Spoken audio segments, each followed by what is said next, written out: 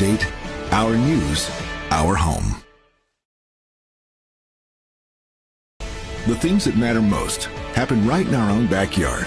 Our neighbors, our schools, the places we go, and the people we know. And now there's one news outlet where our story is told. Delaware Live. Locally owned community-based news. Free to every reader, because Delaware's future belongs to all of us. Quality journalism we can trust to help us take on the day. Delaware Live. Our state, our news, our home. The things that matter most happen right in our own backyard. Our neighbors, our schools, the places we go, and the people we know. And now there's one news outlet where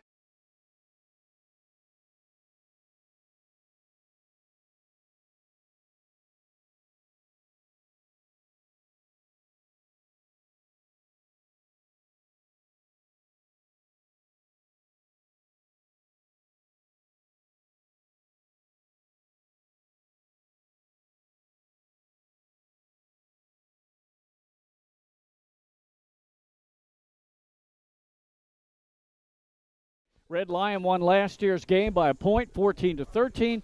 The Seahawks last won in 2021 in a lopsided 42-0 event. Good evening, everybody. I'm Glenn Fraser alongside Mike Lang. An important district game between two programs ranked in our Super 7. Mike, we're looking forward to this one, and on paper it should be evenly matched. But I think the first time we've worked together since the girls' basketball championship, if I'm not mistaken. It could be. I mean, we've worked together, but, as far as announcing, let's get back to football. This is a pivotal game. I think I saw online today, and I'm going to give credit where it's due to Sean Green, who did the math. Right. That this is the difference between getting in the right now, in the playoffs, and not for Red Lion, and a seeding differential of about 3 or 4 seeds for DMA. So it is a big game for both teams. I've not seen DMA. Actually, I've not seen either of these teams yet this year, so I'm kind of looking forward to seeing this. I haven't had schedule hasn't worked out, or I haven't had a chance to see them, but this should be good.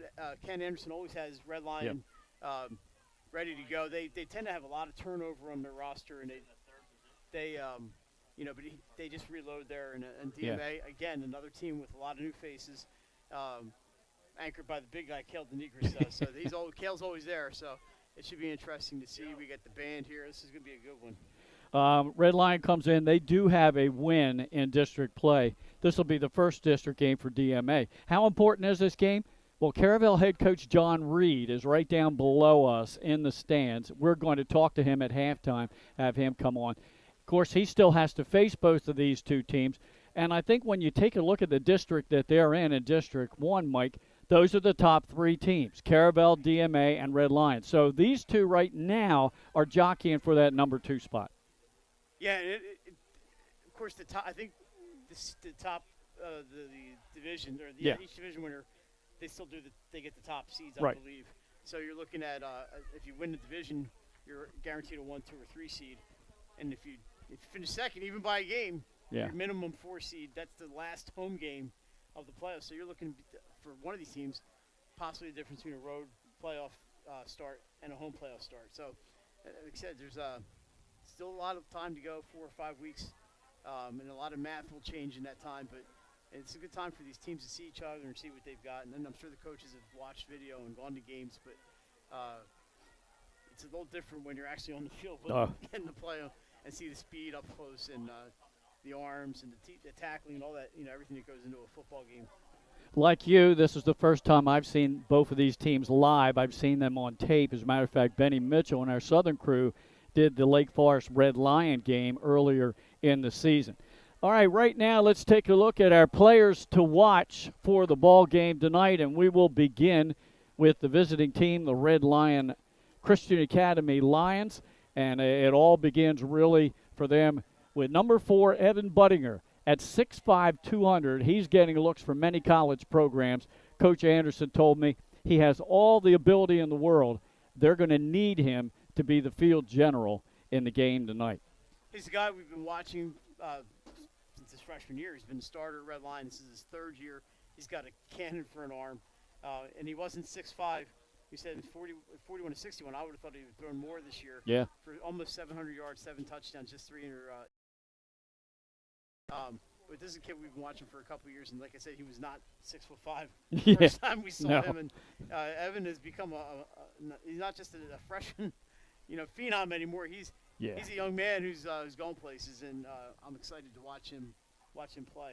And I tell you what, I saw him down on the field in warm-ups, and I asked him, I said, young man, I've heard your name pronounced Buttinger, and I said, say it for me, will you? He said, Buttinger. I said, okay, I got it. Whatever he The wants. red-headed flash.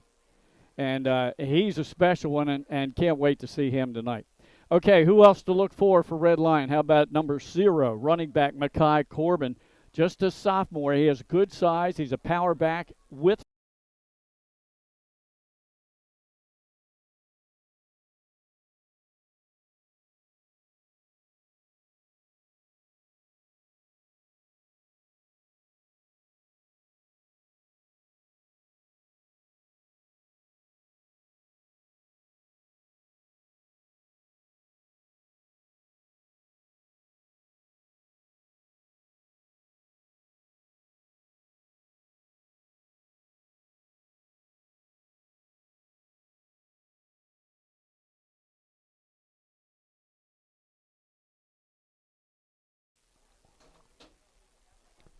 Okay, we're back here at Fusco Memorial Stadium. Sorry for the technical issues. We were trying to get to our players to watch, and we began with the Red Lion Christian Academy players to watch. Obviously, quarterback number 4, Evan Buttinger.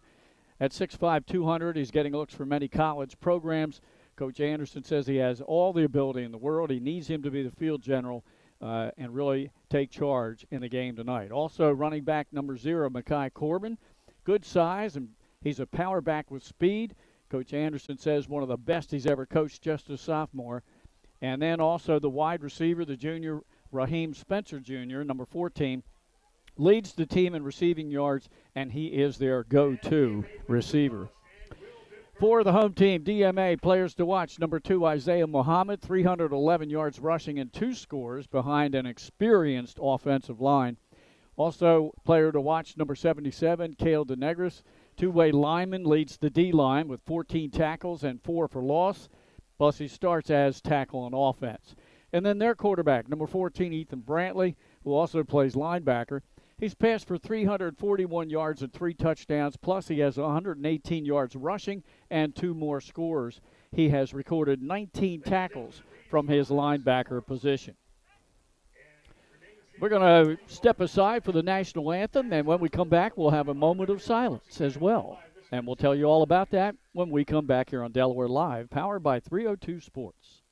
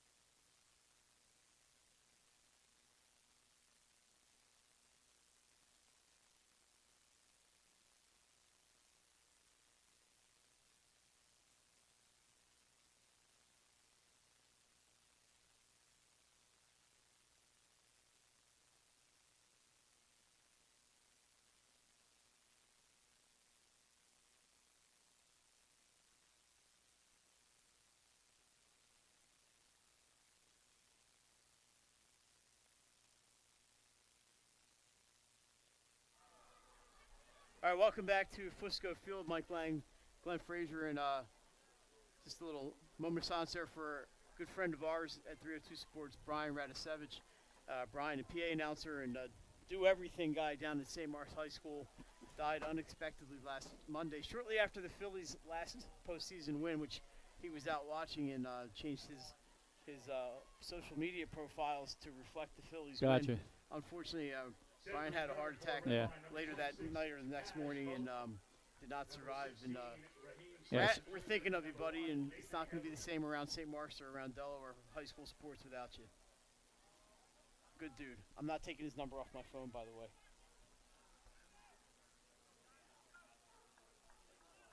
And to honor him, just a moment of silence there as we're ready to go with the opening kickoff in this District 1 Class 2A matchup, final regular season game of the weekend. And the Seahawks will kick it off to Red Lion. Red Lion in their road whites with red numbers, navy helmets.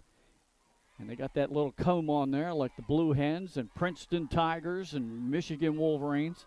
DMA in their home dark jerseys and pants, dark navy with gold helmets. And it's another pink out game. We had a pink out game last night at APO. Yeah, is that October, Breast Cancer Awareness Month? Right. All right, here's the kickoff. Low line drive. Squib kick hits one of the up backs. He grabs it across the 30 and then out near the 35-yard line. And that's where Red Lion will bring the offense out. Here's the starters for you. Of course, the quarterback, the junior, Evan Buttinger. Makai Corbin, the sophomore starting running back. Diego Diaz is the fullback. And Judah Barber, another running back. We'll also see some of Taj Bowden. Wideouts are Braden Coleman, Raheem Spencer Jr. He's the leading receiver on the team, and Nate Everett. And we'll see a little bit of Chris Trumbull as well. The tight end is Jamarian Ramsey. The center, they call him Chevy Young. He's 6'4", 340-pound sophomore. The guards, Sincere Warren and Justin Luna Guzman. The tackles, Mario Lopez Castillo and Judah Johnson. We'll get the defense starters for DMA right after the first play. Buttinger, play action, throwing the flat is picked off. And that's going to be a pick six for number 1, Dante Brooks. Wow, he read that. Yeah, he jumped that route, and he saw it coming. And that was it looked easy, didn't it? He just stepped right in front of that and went about 35 yards for the touchdown. And for DMA, that's a great start. Oh. You can't beat that. No, you can't beat that. Wow. So 10 seconds into the game and a 6-0 lead for the Seahawks. And to attempt the extra point should be Brady Appleton, who is, according to the stats that we had, 2 for 2 on the season. The holder for DMA is number 12, John Lednam. And we're waiting for the official signal. We have it. There's the snap, placement down, kick has the distance, and splits. No, it was wide, and I guess wide left. The officials didn't motion which side, but it missed. So 6-0, but a quick game. And you're right. He read that route, and he just jumped it easy 6 points early. And Glenn, I went back and looked at the replay. We're going to give you 36 yards on the pick six for Mr. Brooks. And that's quite the start for the Seahawks. Well, here's Red Lion. The good news for Red Lion, you're right back at it. You don't have time to think about it. The offense is going to be right back on the field here. And they're just in a little bit of a hole now, that's all. But 10 seconds in, that's hard to believe. I saw a 75-yard pick six today. But that one was about as impressive. Evan Buttinger, one of the best quarterbacks in Class 2A. He'd probably like to have that one back. Yeah, I think maybe just threw it a touch early. Another squib kick. Same guy, too. Yep, and he didn't touch it. He let it go out of bounds, which draws the flag. It went out shy of the 30. Red Lion will take it at the 35, it looks like. They have the option to make him kick it again. I would just take the ball. Yeah, it looks like that's decision that will be made. I think they're still deciding, and yeah, they're going to take it right there at the 35. So we already gave you the starters on offense. Again, right after this next play, we'll give you the DMA starting defenders, unless they score again. Yeah. You see Brooks on that. You can't see who's there, number 1. Yeah. He's on a receiver this time. I formation this time. Halfback. That's Makai Corbin, and he fumbled the football at the end of the play. Is that a live ball? Good Lord, another turnover. Number 8, Isaiah Rice come up with that? It is, okay. Yeah, Rice comes up with it. 2 plays for Red Lion and 2 turnovers, Mike. Yeah, a long time without a signal from the referee. We're all waiting to see if that indeed was a fumble. And you're looking at another short field, 47-yard line. So about a 7-yard pickup by Corbin before he coughed it up. He just did a great job getting. He's moving a pile in there, and it didn't end well. But I can see why they like Corbin. Well, the Seahawks bring the offense out. Ethan Brantley, the senior quarterback, I formation. Turns it, gives it to the halfback. Has a hole on the left side, crashes into the linebacking group, and will go down at about the 41-yard line of Red Lion. I heard another whistle. So we're going to have to see if there's a penalty on the play. They are discussing things, Mike, down there. I don't see a flag, but we'll see what wait for the signal from our head referee. I'd love for them to get the microphones down there. Yeah, well, they had him last night. It was great. He's yelling something over to the DMA sideline, but has sideline warning? No. Not signaled anything. Well, they're not. He's looking up here. Oh, maybe the clock. Oh, we're still at 12 minutes. Okay. Okay, yeah, it was 10:50 when they started the drive. Well, now we've added some time. All right. That was the issue after about a 6-yard gain. And that was, I believe, Isaiah Muhammad on the carry. Glenn, apparently my microphone is down a little bit. And everybody wants to hear me. Yes. Oh, big hole in the left side, all the way down inside the 30-yard line. We're going to switch inputs. It's number 7 that time, Alex Mosel, the junior fullback.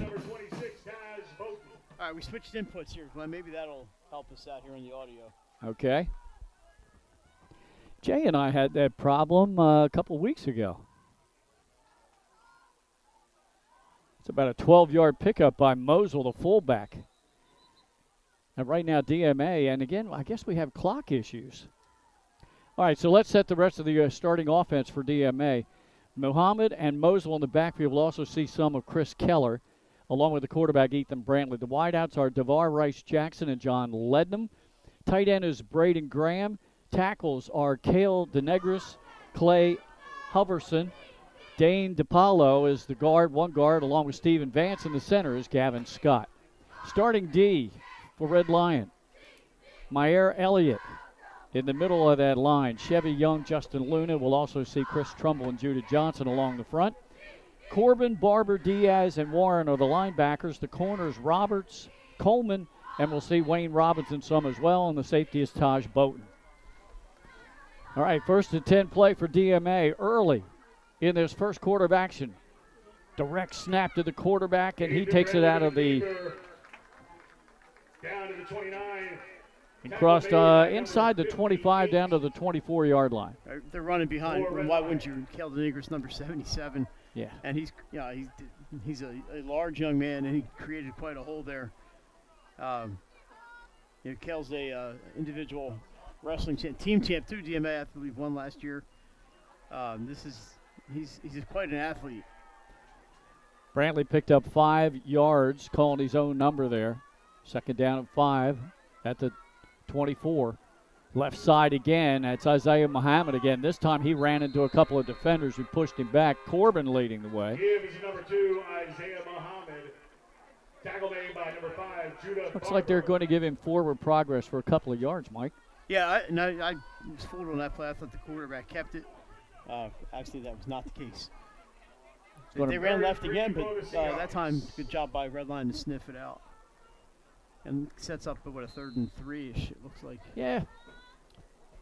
3rd down and 3. Now the clock's reading 0, so we obviously have problems with the clock.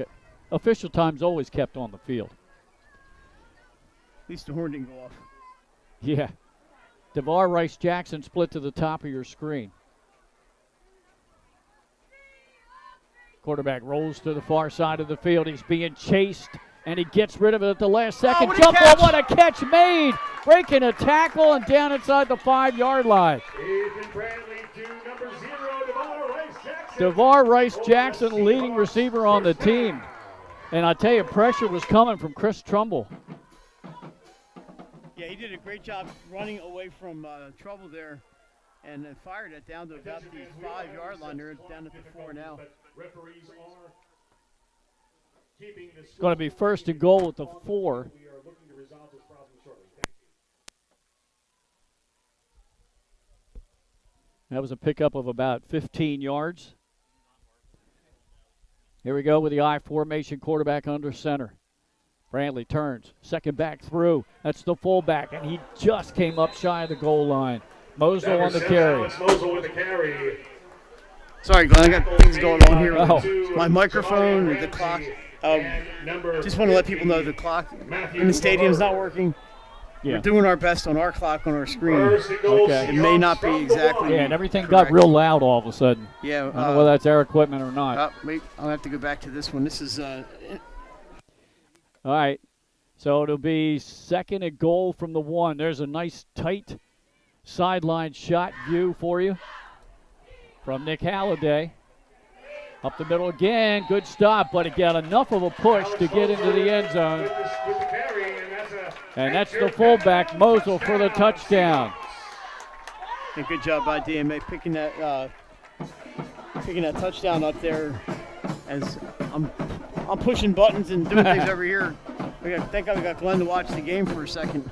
Well, we have no idea what the time is. I can give you an estimate here. I'm going to think probably around 8 something. It's Glenn is estimated 7:48 remaining in the first. Okay. That is, remember, this is all unofficial. And they're going to go for 2 to try to make up for the missed PAT. 2 receivers to the top Now of we the got a stream. flag. Penalty flag before the snap. So we have a pre-snap penalty here. So Glenn, because everybody wants to hear me, I'm working on the microphone situation here. It might be the our coupler connection, but we'll play with that between periods and stuff. All right, let's check and see what this is. However, they said you sound perfect. They're going to wave the flag off. All right. There is no flag. So again, we'll reset for the 2-point try.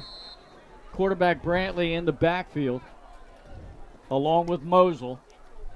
Looks like the clock's fixed now. For now. Brantley takes it himself after the fake, They and he's stuffed going to be denied. But 2 turnovers lead to 2 touchdowns early for DMA. Well, you know, Coach Anderson has been around this game a long time, and you don't have to play football your entire life to know that turnovers can be an issue. So we think the clock's right now. 7:44 to go in the opening quarter. That means Jason was right on the ball there. And Red Lion has had 2 offensive plays, and they've coughed it up both times, a pick 6 and a fumble. Yeah, and you tell yourself it's early, but you don't want to be in a 25-point hole in any point in the game, even in 6 minutes into the game, or not even 6 minutes in, 5 and change into the 4 and change into the game. They're going to have to hold on to the ball and turn this field position over, or it could get late early around here. You're not kidding. All right, we'll set that starting defense for you. Cale DeNegra, Stephen Vance, and Dane DePaulo are the front line for the Seahawks. Linebackers Mosley, Scott, Brantley, and Rice. And the secondary is Lednam, Keller, and Brooks had the pick 6. All right, another kickoff. This one end over end, takes a hop, and goes past the intended special teams player, who gathers it around the 2-yard line and is going to be tackled at the 5. On the return, Raheem Spencer Jr. Wow. Didn't mean to step on you there, Glenn, but we see the strategy here on the kickoffs from Coach Carey is to make Red Lion play shortstop essentially out there, but not with a baseball. You play with a football. And so far, it's worked to perfection. One went out of bounds, but the first kickoff went off a player. The second one bounced right past the guy. You know, it's not easy catching that thing. Yeah. And once it got past him, it wasn't going to reach the end zone. He was in trouble. Have to play the short hop. So now they're pinned deep.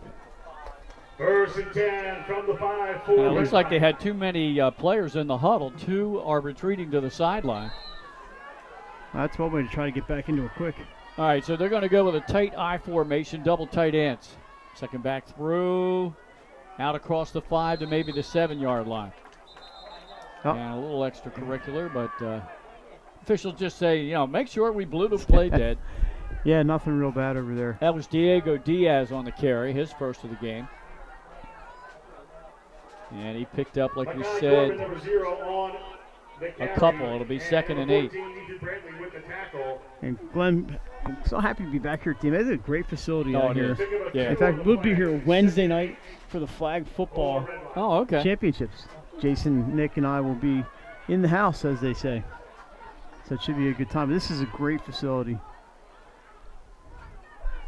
All right, thanks to one of our loyal listeners, John Busby, said everything sounds good now as there's a play to the outside, good across the spin. 10, out to the 15, 16, and that's Makai Corbin. Corbin, number 0 And he got the first down, Yeah, the first down for Red Line. He spun into that first down. He got out of the hold of a defender, and that was much needed. They need some breathing room behind them. They can't be in the shadow of the end zone all night. First down, Red Line. This is, I think, an important drive right here, Oh, Mike, yeah, I think for so. I Red agree. Line. 100%. Down 2 scores, just try to get back in the game. They just got their first down. Ball's at the 17-yard line. They're going to stay with that running formation. Good hole on the left side, spun around, still on his feet, and all the way out across the 30 to the 34, and that was Judah Barber. 5, Judah Barber with the carry. Broke one tackle. He was this far from breaking his second tackle, and if he had broken that second tackle, And number 4, we may have been looking at a 70-yard touchdown run. How about an 18-yard carry for Barber? I'll take it. If you're Red Line, then you'll take that. So a good start to this drive, even though they started deep in their own end at the 5. And we're still only not even 6 minutes into this quarter. It feels like later. It does. But it's a beautiful night here, and it's great weather to watch some football. Second back through, this time right side. And out across the 40, close to the 43-yard line. And that is Judah Barber with the carry. Judah Barber again. Thought maybe they got a face mask on that. No call. They'll take the gain of 8 on that.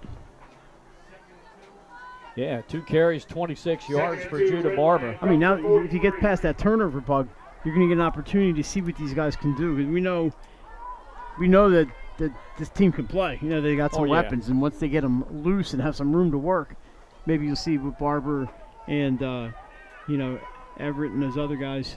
Makai Corbin was the one I was looking for there. I formation, the receivers were stacked.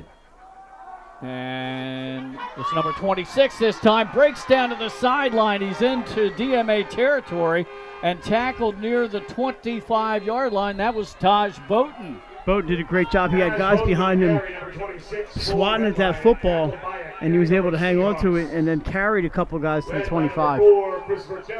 That was from the 48-yard line? Yeah, I think that was about, well, no, I think No, it I'm was sorry, the 42. 38-yard, or 42, okay. Yeah, so a 32-yard pickup there for Bowden. Big gain in the game, and now Red Lion in business with 5 minutes to go in this opening quarter. Again, they'll stay with the I formation, stack the receivers to the right.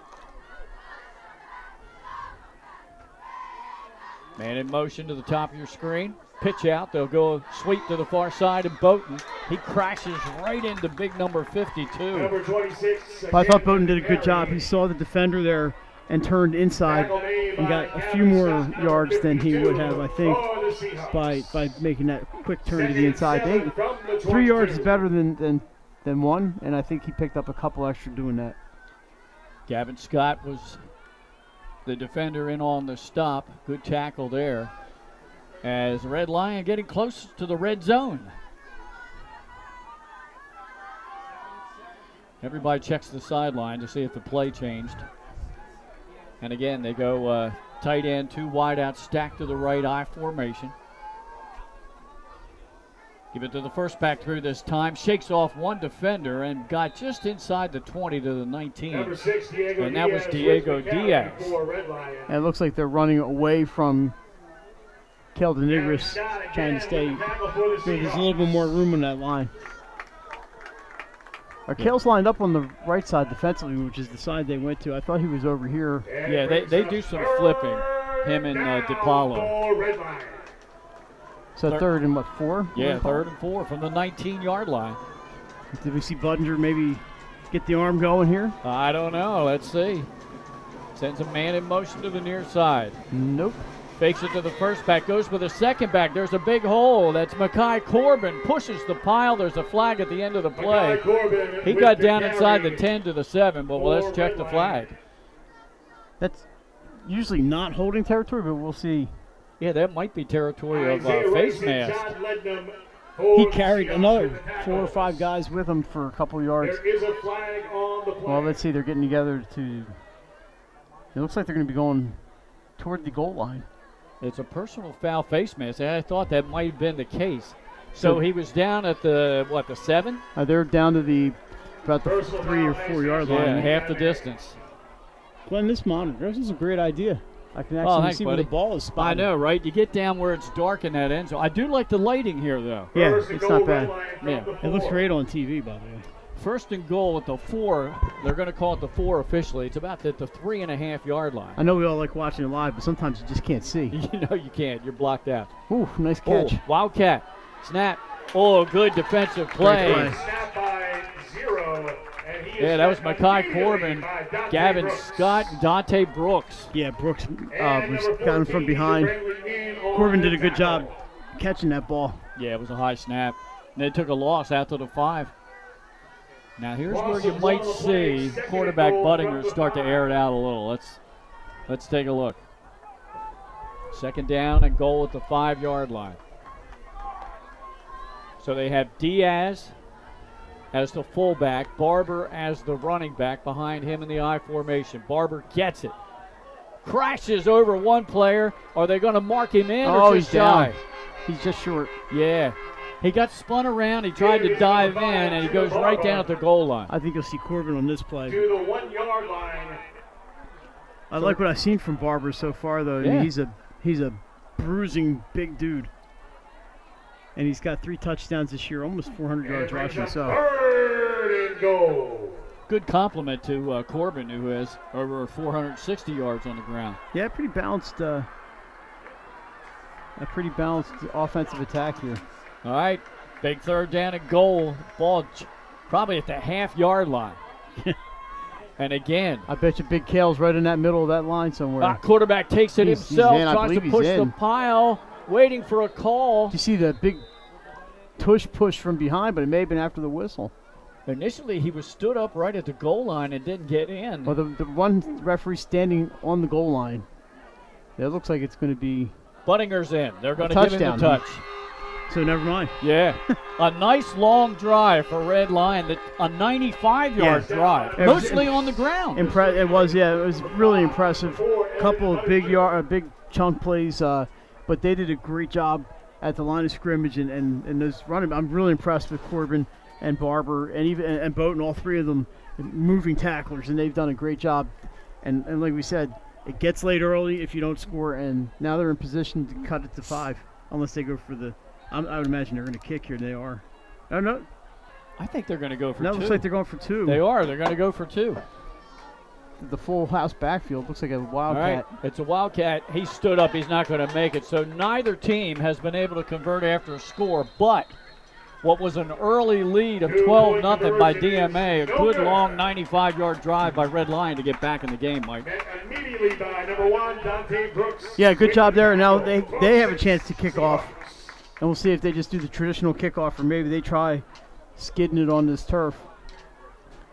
And, this has been a fun first quarter for sure on our first state orthopedics game of the week. Yeah, that's right. We didn't get a chance to mention that earlier. We had some technical issues. This is the first state ortho game of the week with 46 physicians and 22 physician assistants at 16 locations providing surgical and non-surgical treatment for a variety of orthopedic conditions. They're trained in current state-of-the-art techniques, and they serve as team physicians for over 20 high schools, Wilmington University, many local rec and competitive leagues as well. Their doctors are also available to all local emergency departments, medical aid, and urgent care centers for consult and treatment. You can call them at 302-731-2888 or visit firststateortho.com, and please mention you saw and heard their ad right here on Delaware Live. And we certainly appreciate everything they do for high school sports and for 302 sports. All right, Glenn, this is a big one here. See, we've seen success DMA's had just keeping this ball low, not letting a receiver get under it and run it back. So we'll see what the strategy is here for Red Lion. Here's the kickoff. Oh, Pooch. That's Tegan Norris. Offside. Yeah, they special teams unit offside. They're going to back him up, kick it again. How about an 11-play drive there for Red Lion?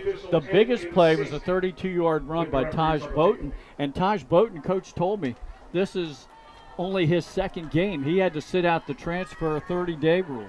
Yeah, with the new rule that took effect, anybody who transferred beginning after the end of the school year until the new rule went into effect, had the choice of sitting the 30 days or going through the waiver process. Right. And I don't know when Taj transferred, but he chose the 30-day, and now he's eligible. He's been practicing. All these players can practice. They're part of the team, and it's paying dividends for Red Lion. How about that? And we'll see what they do here for kicking from the 35. And that was the only carry Bowden had in that drive, but it was a big one.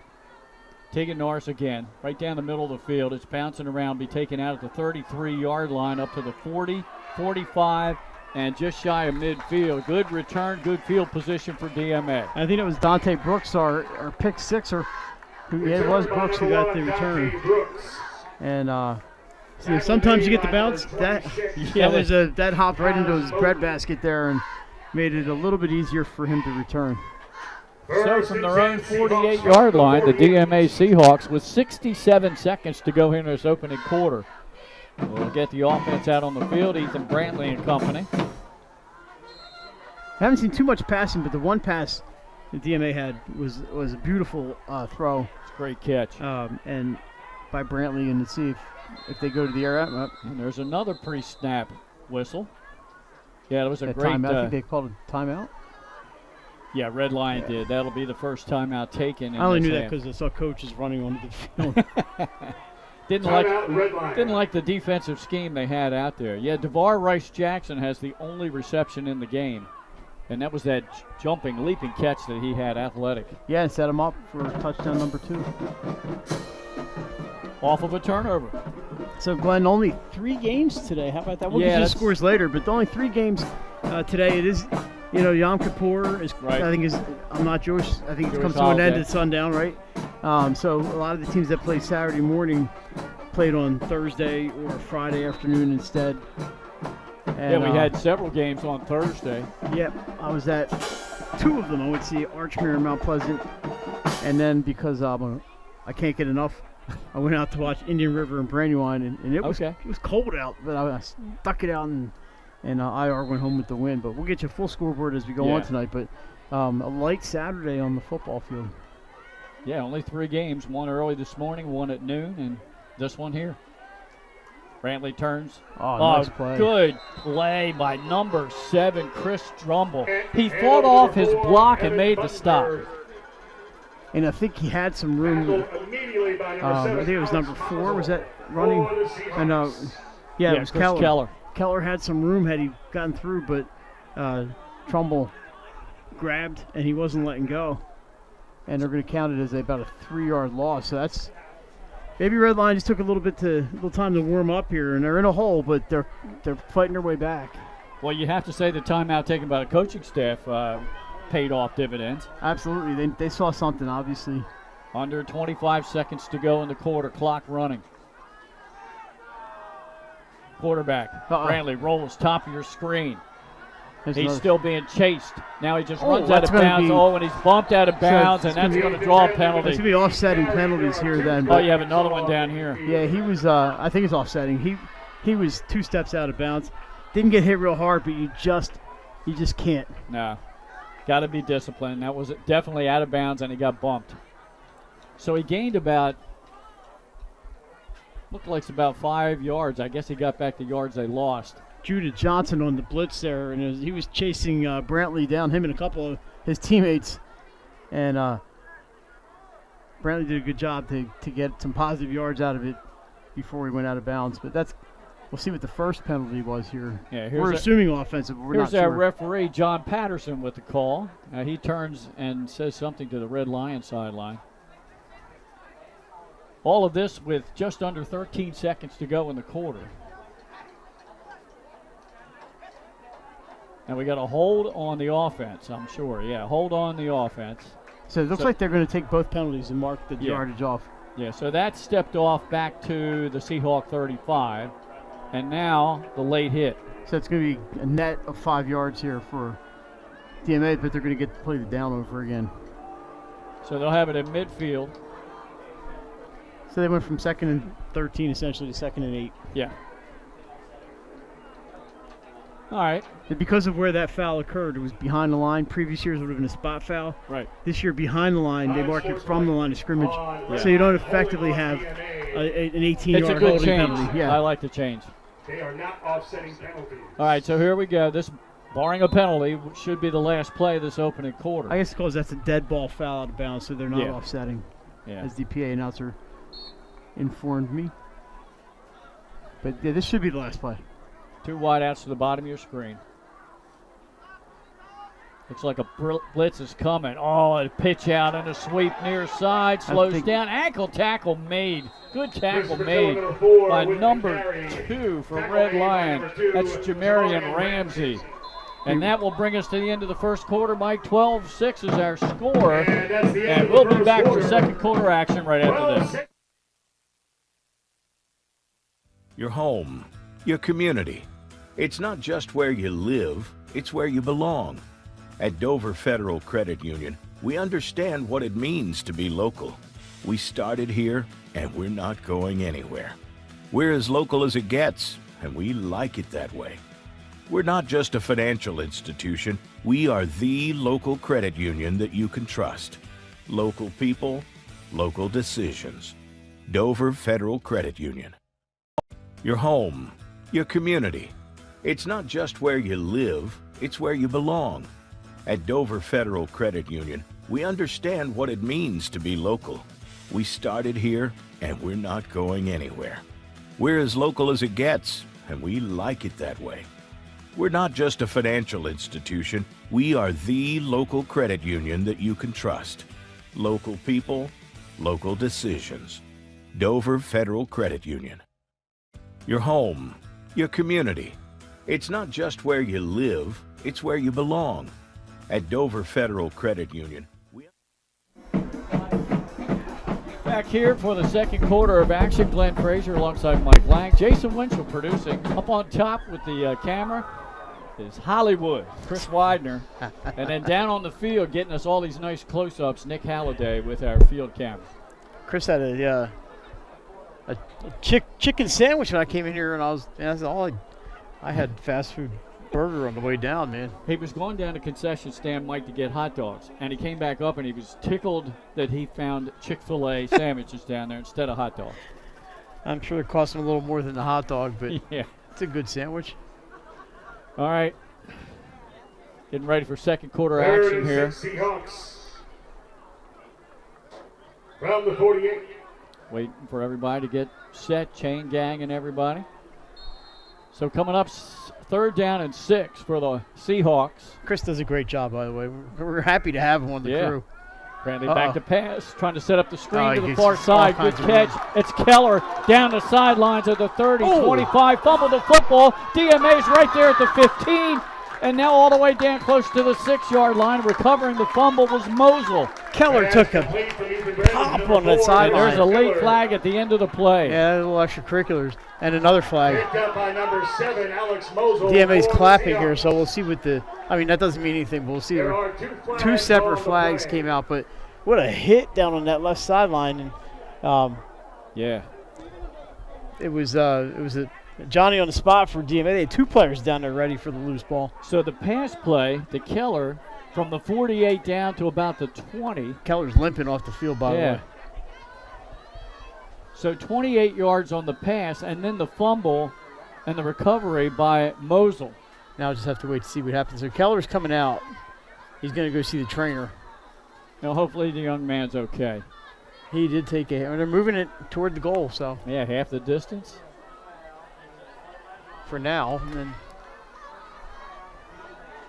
then well, it looked like the referee, Patterson, pointed towards DMA with a personal foul. Oh, they were both offsetting. Okay, both teams committing personal fouls. From the 6.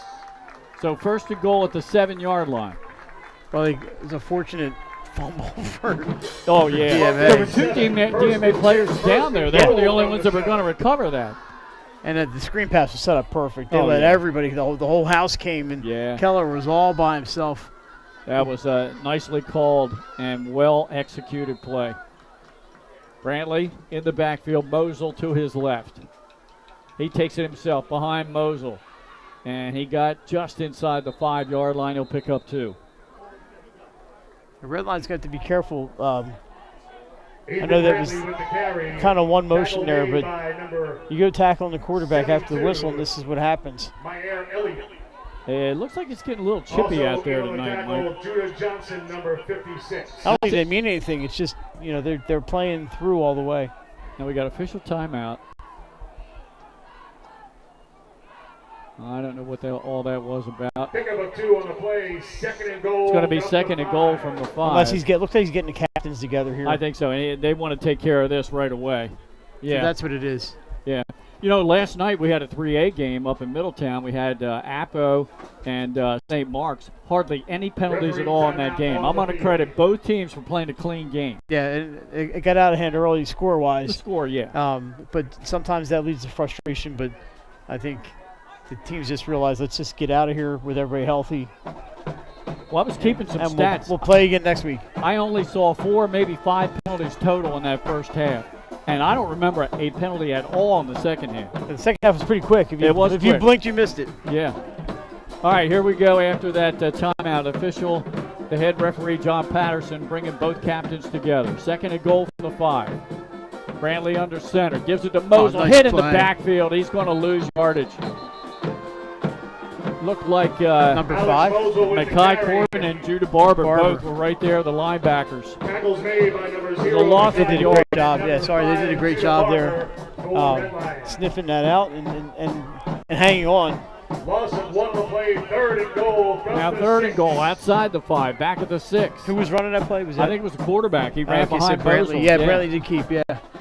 Brantley got to play from the sidelines, and he'll give it to the rest of his offensive teammates. We're early in the second quarter. We got the band. We got cheerleaders. Nice field, too. Yeah, nice field. They knew we were coming. They brought out everything here for us, including the Chick-fil-A sandwich for Hollywood Widener. And as we said, another pink out for Kansas. It looks great. I think the red line coaches look great in their shirts. All right, here's the third and goal play. Wide outs, 2 at the top. Now another pre-snap whistle. Timeout. Got a timeout from DMA. My back judge came flying in there. Yeah, he did. That's their first. Matt Carey calling that timeout. He goes out to talk to his teammates. Yeah, I think Matt's done a great job here coming in to kind of like put this program. It wasn't in shambles, but to kind of just bring some order to this program and some structure. And he's done a great job here at DMA. And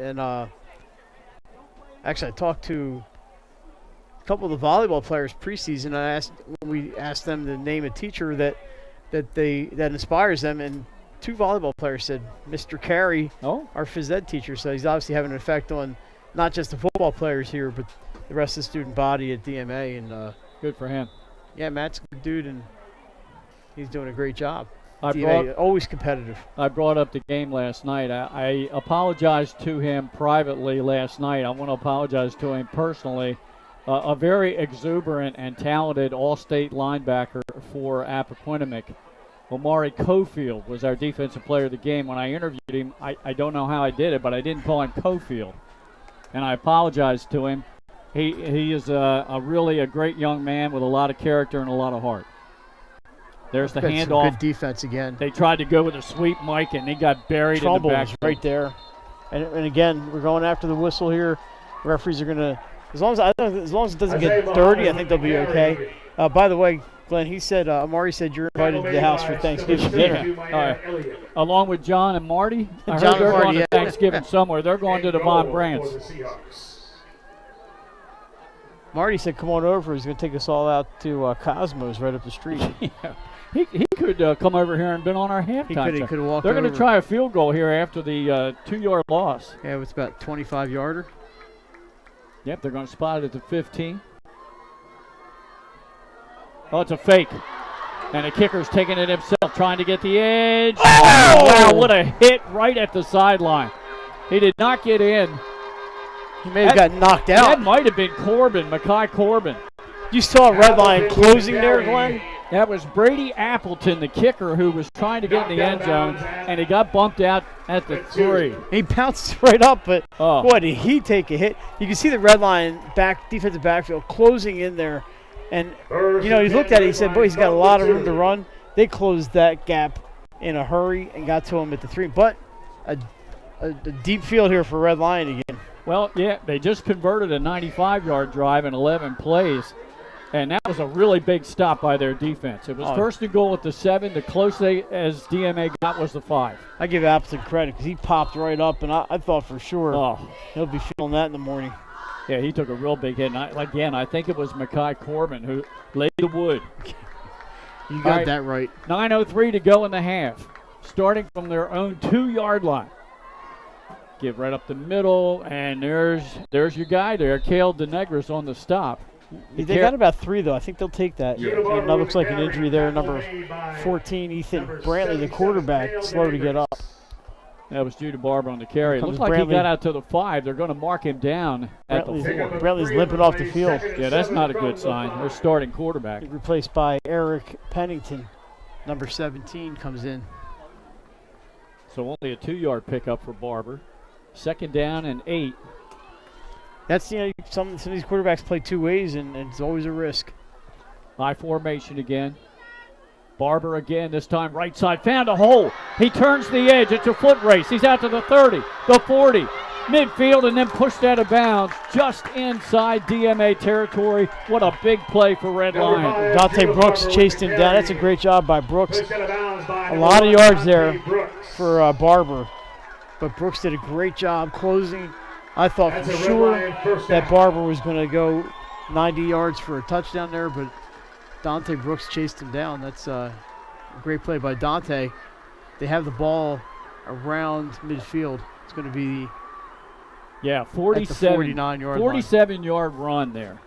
First and 10, Red Line from the 49. You saw him had a hole on that right side, and you just wondered, would he have enough to get all the way down the field? And Dante Brooks looks like he runs on the track team here. Yeah. He closed that in no time.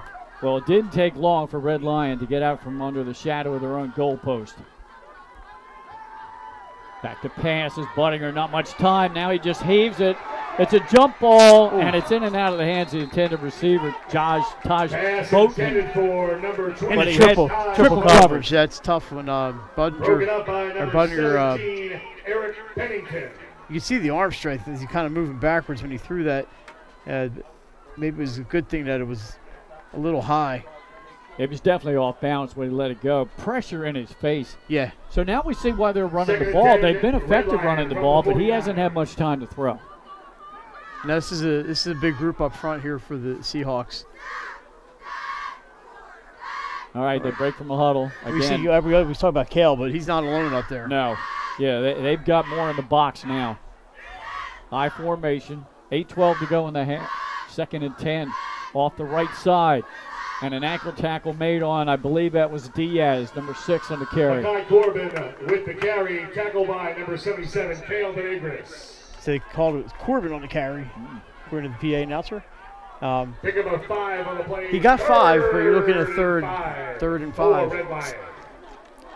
You're right, though. They had success on the ground. Do you run it here, or do you maybe try a safer pass, something like a screen? Well, I'm sure we're in 2-down territory, or 4-down territory. Two attempts here to get the first if they don't get it here on 3rd. 7.5 to go here. It's a fake. It's the end around. He slowed up, and a good hit put on the ball carrier. That was Raheem Spencer Jr. on the carry, and it looked like on the stop was John Lednam. Jr. with the carry. And he only gained 2. Tackle made by DRJ number 0, DeVar Rice Jackson. Did a good job, and once he wrapped up, he wasn't going anywhere. No. So now 4th down and 3. We see a backup quarterback warming up here on the sideline for DMA number 15. Yeah, that would be Nick Driscoll. He's a junior. We'll worry about that when the time comes. It's something worth keeping an eye on. It's something that we can see here from our vantage point at the 45-yard line. Nice vantage point here. Tight formation. Budinger under center. Man in motion at the top of your screen. Pitch out. They run the sweep and run it back against the grain. Breaking a tackle in second effort. Wow. Got the first down. Judah Barber. He Judah Barber did a good job there. Brantley is running on the sideline, by the way. Looks like he wants to go back in right now. And there he goes. There you go. Good call. Barber picks up 6 and gets the first down. But let's turn our 4. attention to Barber. He was grabbed about 3 or 4 times and still managed to get to the 37-yard line. Picked it up plus about 2. That's a great effort there by Judah Barber to keep this drive alive. We have about halfway through the quarter here, 6:09 to go. They're going to stay with that running set Why not? with Budinger under center. Coleman in motion. They give it to Barber again. Stood up at the line. He's not going to go anywhere this time. And holding on to the ankles, number 52. And that is the stop is Gavin Scott.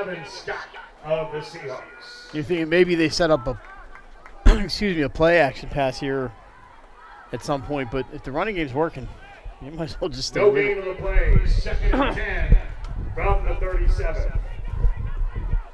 2nd down and 10 coming up. Clock running inside of 5.5 minutes to go in this second quarter. Once again, coming up at halftime, we'll have top plays for you. And we'll also have an interview with Caravel head coach John Reed, who's in attendance, scouting these 2 future opponents for him. That's quite a team. Yeah, 19 straight wins. No, it's a delayed handoff, and Corbin broke away from the line of scrimmage, and then he was wrapped up. Ethan Brantley got back in the game, made the tackle. They're doing a great job tackling here, hanging on, and there's a good shot of Brantley right there and some of the defenders from DMA, but they're doing a good job of grabbing and not letting go. There is a flag on the play. And we have a late flag. No, there was some longer. Is it during the field. play? We'll find out. Yep. Stay tuned. Referee John Patterson talking to They look like now they're going to get discussing, together. yeah, a couple of officials. Well, we brought you up farther north than you're used to. Did Yeah. you need MapQuest or anything? Yeah, well, no, didn't have MapQuest. to. Well, welcome to 1998. Yeah. Yeah, well, since we combined broadcast crews this year, doing a few more games farther north than normal. Yeah, it's a 5-yarder. Yeah, well, I think it's worked out for us. We're getting better games, and we're able to go with the 2 cameras, and it's just at a higher. Going with the field camera is a big plus. Our interview, and of course, we'll have our player of the game at the end. Right. Yep. That's a big penalty because the defense was really turning it up on this set of downs. See, the 2nd and a long 4 now. And then Coach Carey wants an explanation. He probably wants a number, too. Well, it should be 3rd. It shouldn't be 2nd. Oh, okay. They still have 2nd on They there. ran. But you're right. The scoreboard does say 10. Or it said 3rd. Yeah, there we go. 3rd down and 5.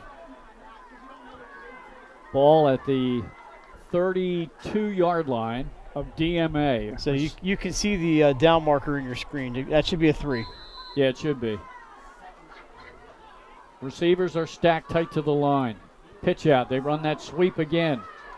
Crashing into a defender, and that is Mackay Corbin. He only got maybe a yard or 2. Flags all over the place. Mackay Corbin with the carry. 2 flags in the play. So we'll see what we have. One looks like it's in a holding territory. The one in the backfield. Right.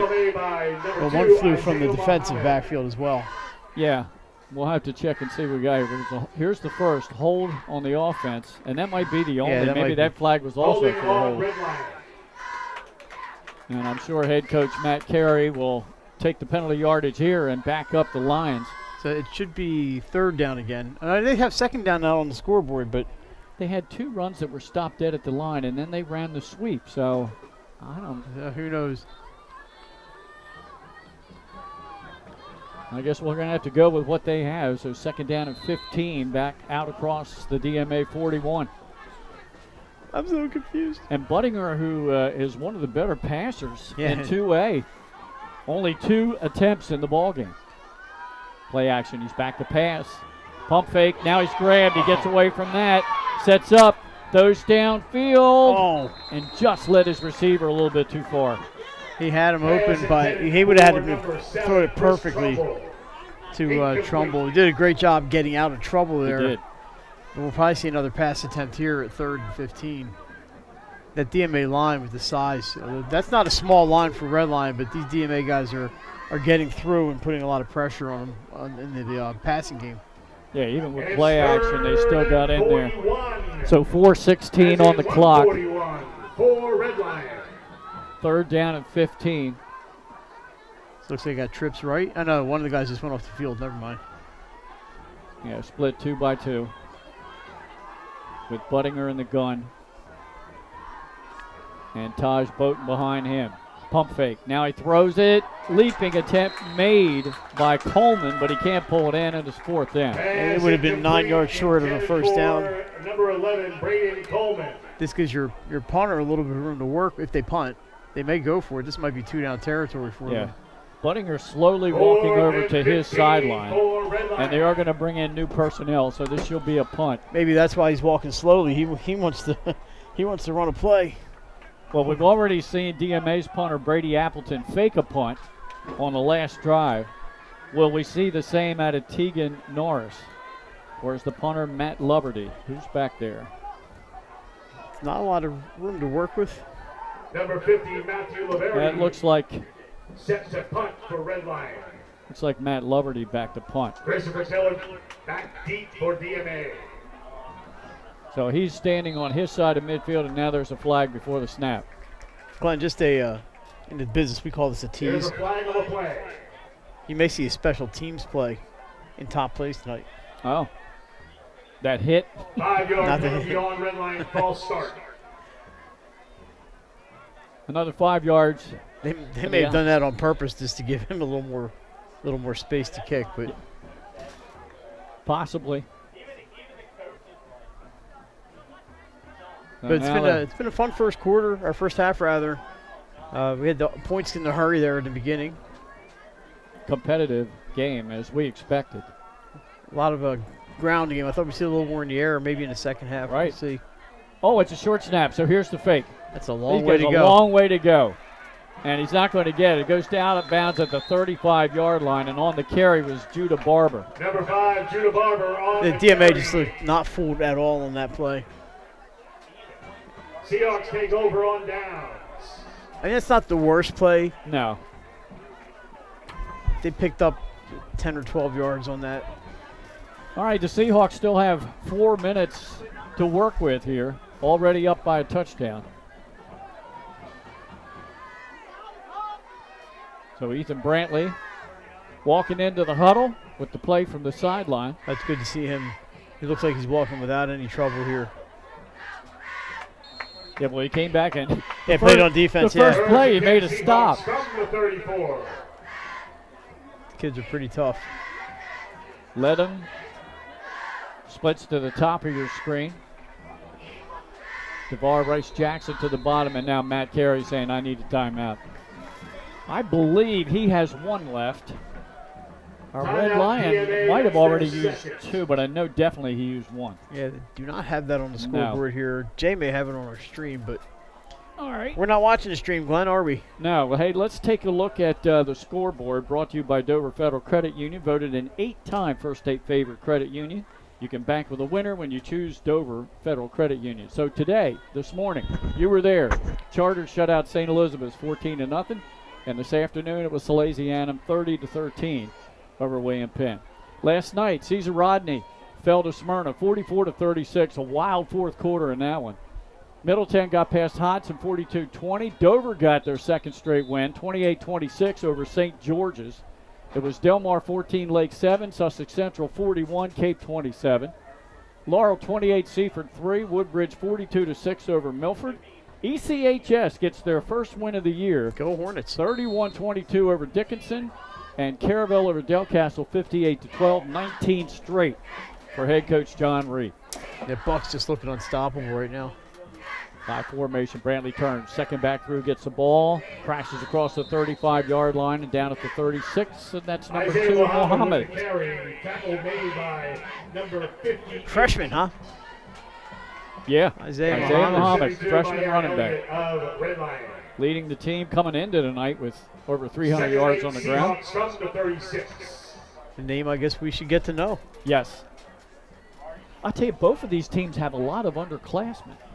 There are not a whole lot of seniors, at least at the skill position.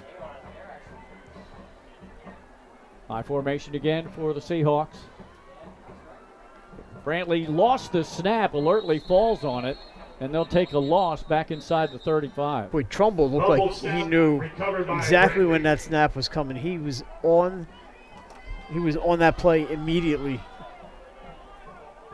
Yeah, he was jumping the snap count there. I looked to see if there would be a flag on the play, but he timed it perfectly. Did. Little miscommunication. Glenn, I was watching, and I believe you were too, that CR Smyrna game, and we got done so early at Apo that, and they went till 10:30 last night. I was watching the game on my phone, and it was just the score just kept changing over and over and over again. CR almost pulled that out. They did. I remember it being 29-20 CR in the fourth. Smyrna scored, missed the conversion, 29-28. Then Smyrna scored again and took the lead. So it was, and they got the two-pointer, 36-29. I don't know whether CR scored then to tie it, but it ended up 44-36. Smyrna scored again first. And then CR. And well, what a wild finish. And so those last two touchdowns, one for each team, would have come in the last minute and a half or so. Yeah, unbelievable. Because once and that was homecoming for Smyrna. Well, I'm glad for them that they were able to pull that out. You know, that's I believe they are 3-3 maybe on the season, or 2-4. No, they have I think that might be only the second win. The other one was against DMA. So they need the win. So you usually don't hear that about Smyrna, but they needed the win. All right, here we go. This time Brantley in the gun. Man in motion to the near side. Back to pass. Pressure coming on the weak side, and he just gets rid of it. He did not reach the line of scrimmage. It's going to be close. I thought maybe the knee went down before he even got rid of it, but the officials are conferring. Just an incomplete pass. He barely got it back to the line then. Line of scrimmage is 34, and that's about where the ball landed. Yeah. So that brings up fourth down with 3:09, stops the clock.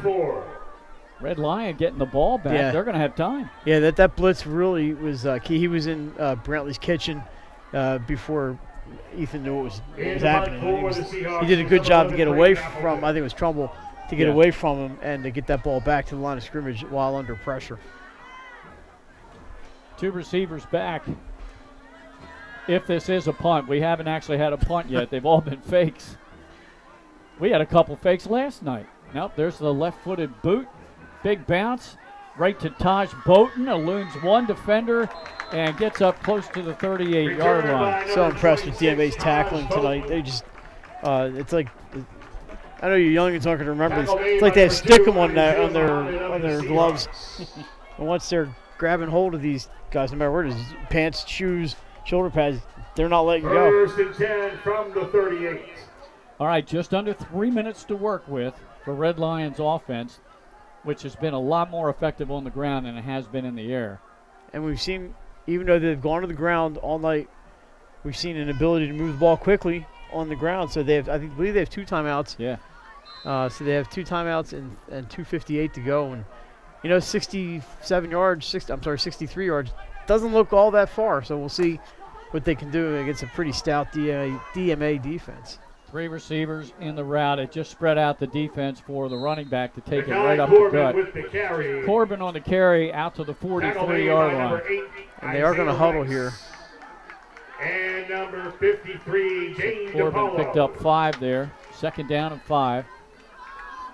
Let's see if they run the same set. Yeah, Coleman splits to the near side.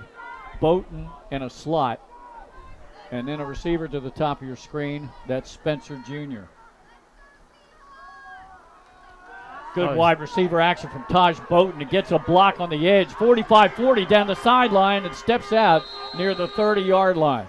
Well, good block. Who gave the ball? Was that Coleman on the block? Because that was outstanding. Coleman and Makai Corbin both, yes.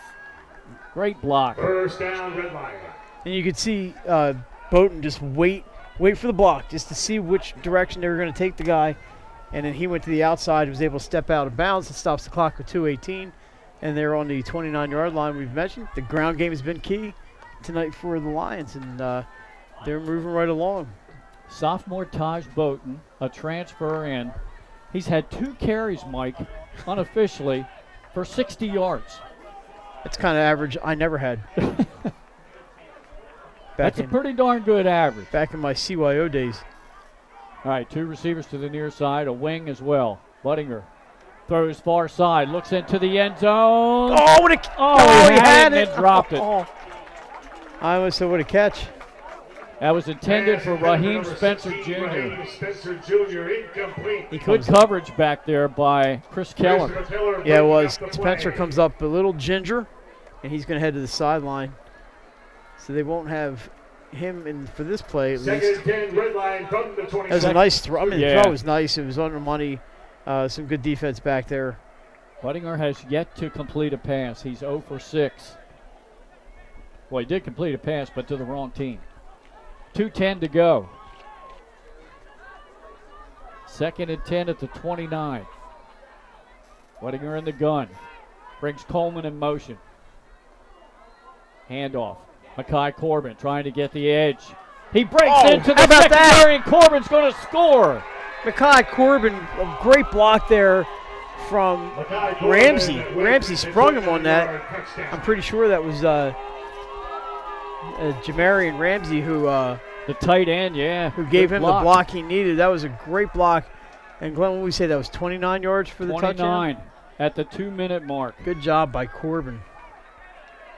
But I think Ramsey gets the assist on that one. That was an excellent block on the outside without holding.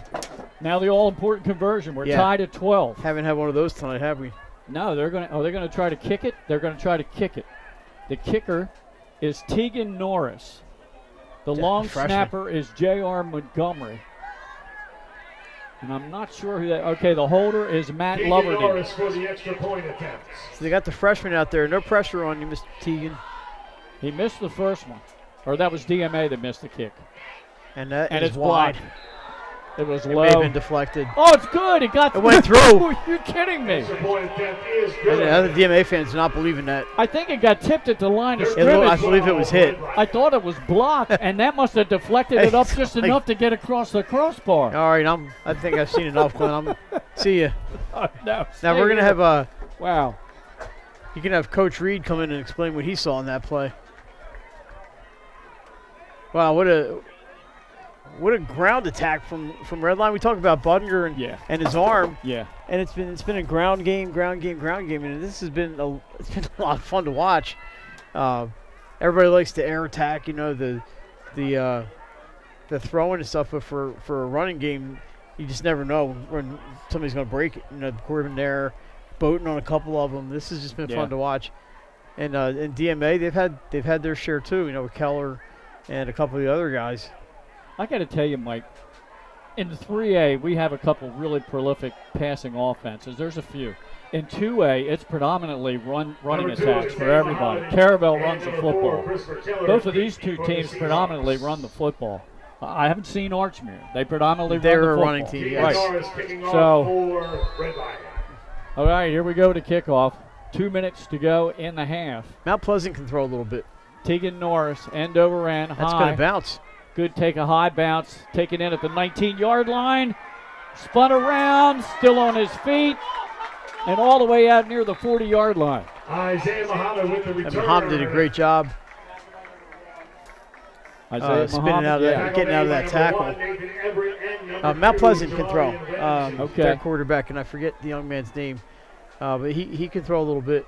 And I haven't seen anybody run. Tattersall can throw. But, yeah. Yep. Although they do, he runs a lot, and they do run a lot of friends. Oh, and the Howard quarterback. Oh, yeah, that's right, the young kid. Yeah, The freshman. Jameson. Right. I'd have to look it up. Yep. My apologies, young man, but I'll tell you this. Jameson Bryan, I believe his last name is. Yes, that's who it is. He has himself a cannon of an arm. He had a coming-of-age game at Abyssinia against Lake. Yes, he did. Handoff up the middle, minimal gain, maybe 2 yards after the 41. So we're not going to see anybody burn a timeout Number 7, here. Alex Mosel. I think if Redline can hold them on second down, you may see Coach Anderson use his timeout to maybe try to get a punt out of DMA. It's possible. Two yards there for Alex Mosel, the junior fullback. And like I said, if my count's correct, I think they have 2 remaining. DMA in no hurry. Wide out John Lednam, split to the bottom of your screen. There goes the back. I think the back judge is going to start signaling. Brantley looking far side, throws the pass, and quickly the receiver gets out of bounds. Oh, a little shorter of the first down than I thought. That was DeVar Rice Jackson. Pushed out of bounds by number 3, Wayne Robinson. Looks like he gained about 4 on that pass play. So 3rd down and 4 coming up. 3rd and 4, 62 seconds, the clock is stopped because the receiver did get out of bounds. Just shy of the 45-yard line of the Seahawks.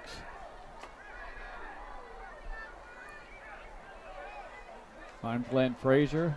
He's Mike Lang. Enjoying the final regular season game of this weekend. Yeah, it's been a good one. 2 receivers to the bottom, 1 to the top. Brantley in the gun. He's going to take it himself. Just shy of the 1st down by about a yard. Yeah, his knee must have just hit. Now we have a timeout. Ethan Brantley with the keeper. We'll see who called it. Pick up a 3 on Red Lion takes the timeout here, so they're going to – I mean, DMA might just go for it here on 4th. I don't know if there's an advantage to punting. Right. If you go for it and you miss, you give Red Lion a short field. That's the disadvantage. Exactly. Timeout DMA, that's their 3rd. So there's a decision to be made here with 4th down and a yard to go. Just shy of the, well, right at the 48-yard line of the Seahawks. So, Glenn, while we have a second here, since we're at DMA, just to remind people, we will be back here at Fusco Field on Wednesday for the flag football championships. I believe we're going to have the semifinals and the finals with the girls. The first ever. First one, it's St. Mark's, Padua, Ursuline, and DMA. And I was here for a play day about a month ago, and a good time was had by all. It was about 95 degrees up. It was a beautiful evening, and the kids, those girls, they were just having themselves the time of their life. So only 4 programs. Only in 4 this programs initial this year. Yeah. I'll tell you, that's going to grow very quickly. Yeah, there are a lot of schools that have clubs that are not playing. That's about this. I was about to say, watch for the hard cadence, and that's just what Brantley did. He drew Red Lion off sides. They'll get the 1st down via penalty. So I've talked to the AD here, Jeremy John, who kind of spearheaded the whole thing this year. And there are a number of schools that have flag football clubs for the girls, and they are going to be joining with the teams next year. You need 16 teams varsity in order to petition the DIAA to make it an official sport. I don't think they'll have any trouble getting the 16 next year, but we'll see. But anyway, let's get back to this game. Yeah, Brantley, I formation behind him. Second back through, that's Isaiah Muhammad. He got inside the 45, pushed out close to the 43-yard line. Clock's still running. He did not get out of bounds. Now we have timeout for DMA. 64, Hassan Miles. And number 3, so now DMA's thinking maybe we can get down there at least into field goal range with the 40 seconds to go. Have not seen much in the way of throwing other since that one pass from Brantley earlier in the game. I think it was that right, DRJ who caught that one? He's actually 3 out of 4. He's completed 2 passes to DeVar Rice Jackson, and then you had that leap and catch by Keller. Okay, Keller made that catch. Okay, yeah. Only had the one incomplete, the one that he had to throw away when he was in danger of being sacked. But I think maybe now Coach Carey's thinking, maybe we could do it. Maybe we can get down there and get ourselves into range. That should be his last time out. I don't think he has any remaining. Brantley in the gun, throws a screen, near side, completes it to Keller. Oh, good one-on-one tackle in the open field by Judah Barber. Tackle by number 5, Judah Barber. That was a great tackle by Barber. And of course, not stopping the clock now. I think you might be right on the timeouts. On the play. They're trying to get people into position. Took a couple of yard loss on that pass. Trying to go quickly. Brantley, pressure coming off the edge. A quick slanting pass. And good hit put on him and dropping the ball. That was Wayne Robinson on the hit. Broken up by number 3, Wayne Robinson. Good pass break up there. Stops the clock just under 12 seconds to go in the half. Yeah, fourth and 8. I mean, maybe take a shot deep here. If he has time. He's had a lot of pressure coming off the edge. Or you could try to get a quick hitter, and if you get it first down, you can spike it if you have time to do all this. Doing a lot of speculating for 11.9 seconds. All right, the receivers are split 2 by 2. Brantley in the gun. Back to pass. Not a whole lot of pressure. Good block. Throws near sideline. Completed the pass, I believe, but he went down immediately. And that was incomplete. Oh, okay. Must have bounced in there. And his feet may have been out of bounds when he caught it. So with just 5.5 seconds to go in the half, Red Lion will have time for maybe one play. I would imagine that Coach Anderson will just kneel on it. But yeah. You just never know, man. You don't, but you would think it would be the prudent call on his part to take a 1-point lead into the locker room. Good first half. DMA went up 12-0. Red Lion just methodically just kind of climbed their way back into this. They're in a tight formation here. They're going to take a knee. And they have the safety back. Yeah. And that's all right, there it is. That'll be the end of the half, and boy, we got a good one here, Mike, just like we thought we would. 13-12, a 1-point lead. So that extra point that just barely got over the crossbar has been the difference in this one. We're going to step aside for a quick commercial break. We'll be right back.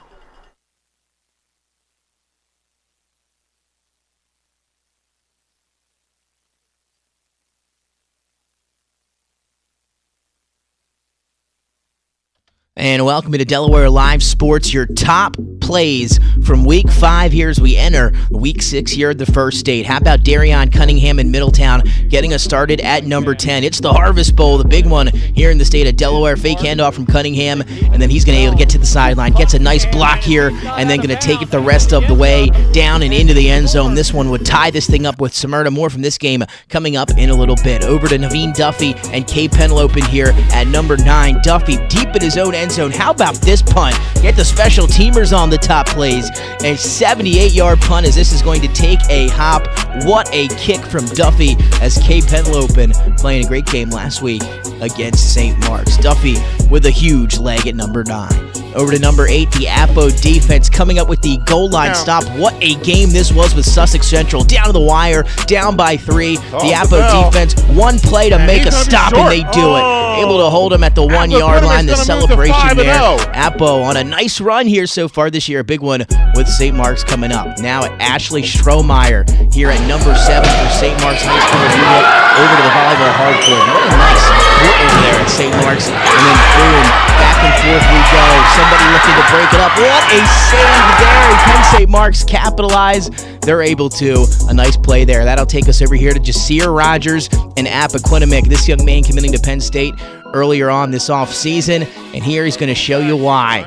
Drummond stepping up in the pocket. Rogers down the sideline, a little underthrown. He's going to go up and get it. They say high point the football, young man, and he did it. Rogers showing off the vert, leaping up and hauling that one in. That'll take us to number 5 in Demarion Russ here for Lake Forest. The Spartans putting on an absolute scoring clinic here off the option the other way. He has the pitch and then a little hezzy. How about the hezzy as he gets to the sideline then turns on the Jets. A big time run there for the Spartans and Lake Forest who are pouring it on. A little bit early on, how about the misdirection? Russ going to have it on the counter, gap back the other way. Makes a few guys miss. How about that shiftiness? And then once again, you know the speed. He's got it into the end zone for 2 big time touchdown runs at number 5. And here at number 4, you saw this young man a few plays ago. Here he is, twice in the top 10. Jasir Rogers this time going to do it. Has this one out in the flat, and it's all about the yak, the yards after the catch. Rogers beating Sussex Central defenders all the way into the end zone on the road at the Castle for Appoquinimink. Rogers showing up for the Jaguars. Back to Lake Forest and Dominique Hall here at number 3. Of course, this was, as I mentioned, a clinic for the Spartans. Inside handoff to Hall here, and he is straight down the field, beating the Sussex Tech defenders into the end zone. A big-time carry and a touchdown for Lake Forest. over to number 2, John Parker at Middletown here, out to the top of your screen. Middletown up 17-6. They just want to get him the screen here out wide. A lot of room to run. And how about this? A little spin inside. Another spin. Putting some Smyrna defenders in the spin cycle. Staying on his feet and finds pay dirt. A huge touchdown for John Parker. Middletown with a nice performance last week. This video courtesy of Incognito right here. Rankin here. How about this one as we're going to Milford? Rankin. This one tipped up in the air. It's up for grabs. Rankin going to haul it in, and then the heads-up play to look for 6. He's going to take it the other direction. He's got blockers out in front of him. Guys, you got to let the blockers get out in front of you. That's exactly how you do it when you come up with a big play like that, and Rankin taking it in for 6. That's your top play this week on Delaware Live Sports. Hi, I'm Scott Kammerer from Soto Concepts. Today we're at Fish On in the Villages of 5 Points. Come check us out. Fish On is committed to serving beautiful, simple coastal cuisine in a cool atmosphere with a happening bar, spacious dining room, and outside patio. Popular dishes include the seafood stew and fresh oysters from the Raw Bar. Fish On's recently renovated event room and is the perfect spot for your next event. Fish On in Lewis in the Villages of 5 Points, open 7 days a week, best happy hour around. See you soon. Hi, I'm Scott Kammerer, president of Soto Concepts, the best restaurant group in the state, and we're inviting you to come join our team. Soto Concepts is a growing hospitality company with 16 restaurants and a variety of other hospitality businesses, all located in beautiful southern Delaware. We have recently added many departments to our executive leadership team, including a training department, a property development department, and a construction department. We invite you to come live at the beach and work with a growing restaurant group with many opportunities to advance your career. Soto Concepts Restaurant Group, come check us out.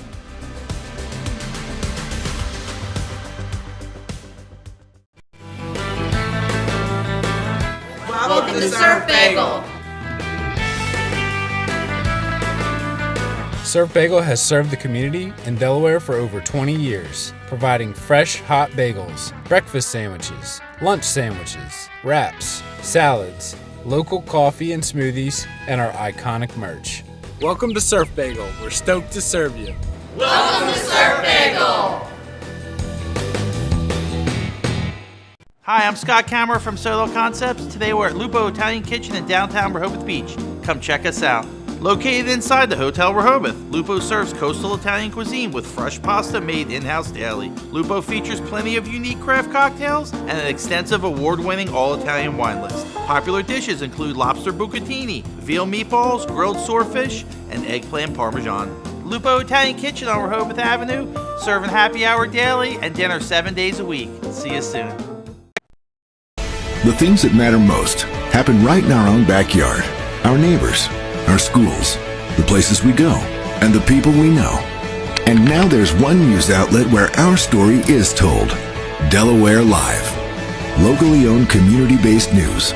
Free to every reader, because Delaware's future belongs to all of us. Quality journalism we can trust to help us take on the day. Delaware Live. Our state, our news, our home.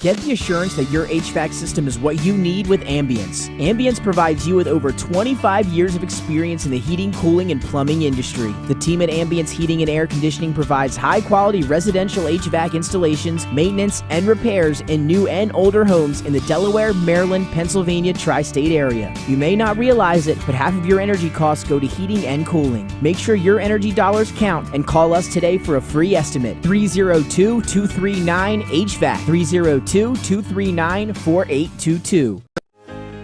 Welcome to Premier Physical Therapy and Sports Performance. We're a locally owned outpatient physical therapy practice with convenient locations in all 3 counties in Delaware. At Premier, we have experienced physical therapists with advanced credentials, but their hospitality, passion, and enthusiasm is what makes the difference for you. Find our convenient locations at premierptsp.com.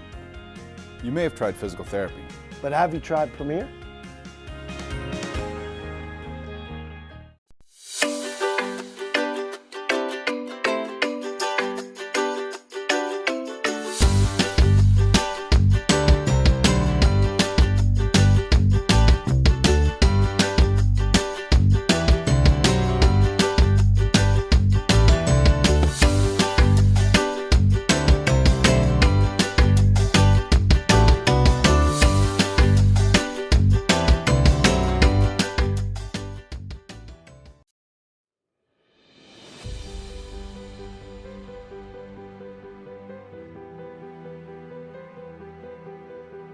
How you doing? My name's Mike Cassidy.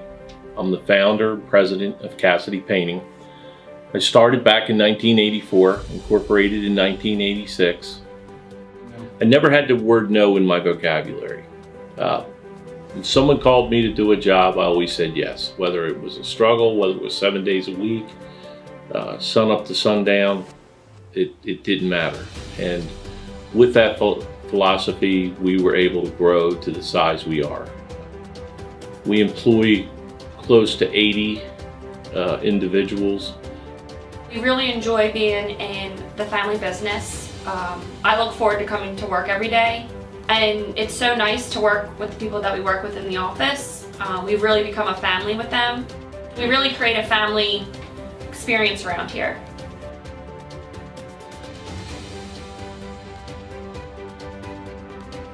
And Cassidy Painting is a very diversified company. We don't say no to anything. We deal with everything from epoxy floors to painting buildings to spray foam insulation, spray fireproofing. If it deals with a coating, we can handle it. So when our customers call and they're under the gun and they know the need to get a job done, they know who to call because we perform. We've always been performed. We've never been replaced out of 37 years of business. For any of your painting needs, we can handle it.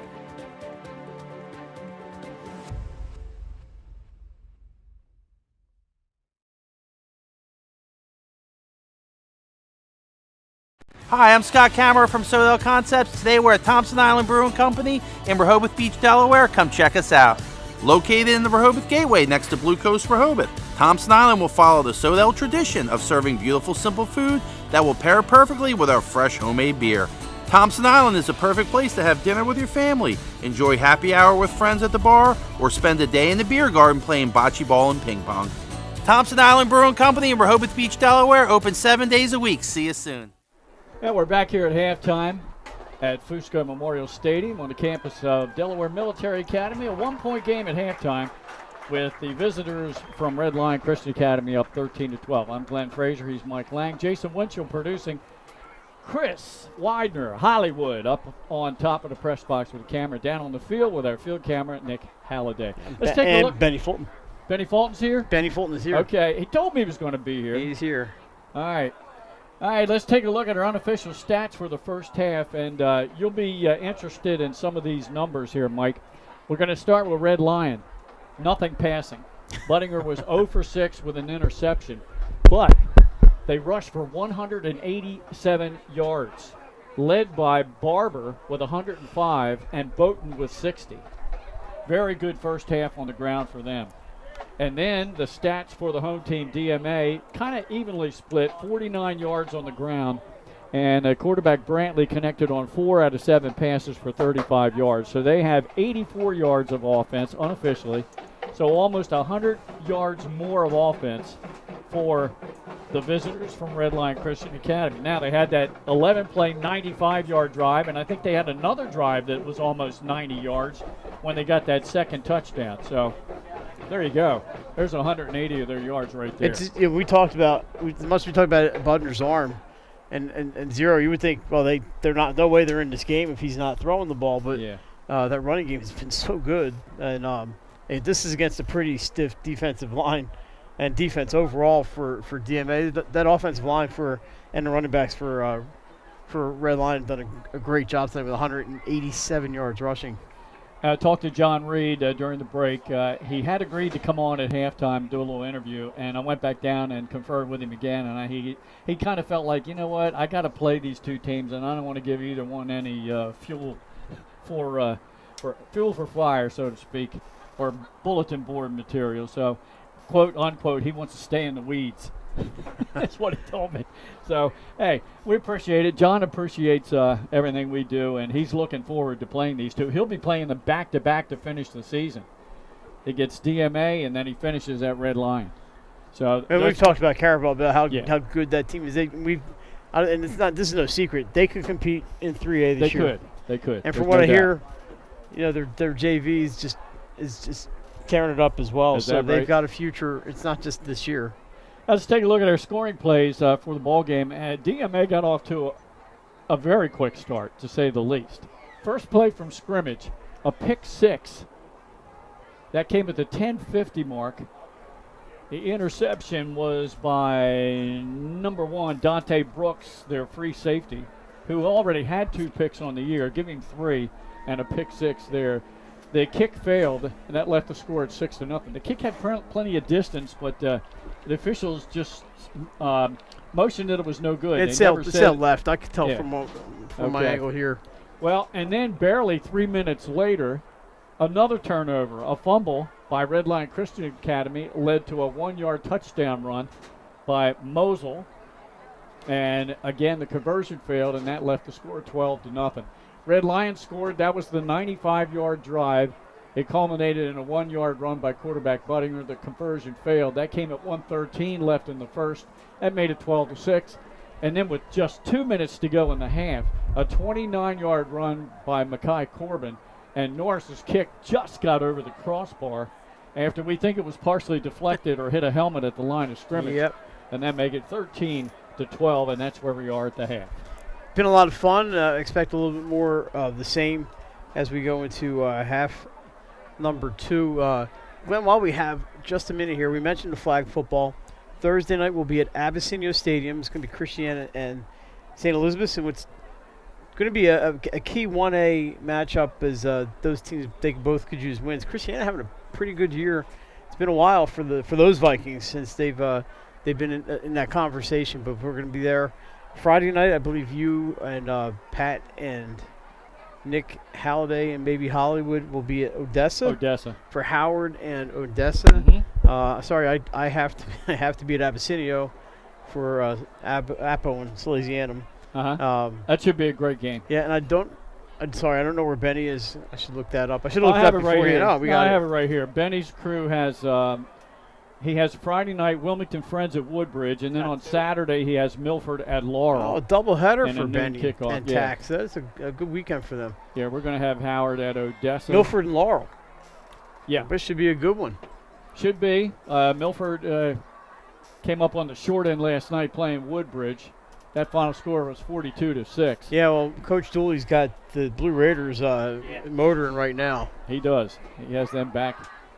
It's kind of what we're used to from Woodbridge. They're having themselves quite a year.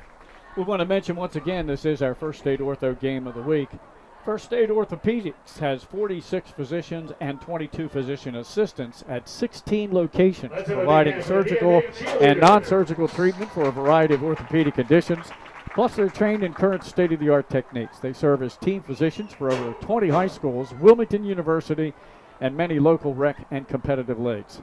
Their doctors are also readily available to all local emergency departments, medical aid, and urgent care centers for consult and treatment. You can call them at 302-731-2888. That's 731-2888. Or visit firststateortho.com. Please mention you saw and heard the ad right here on Delaware Live Sports. First State Ortho game of the week, and it's living up to the billing.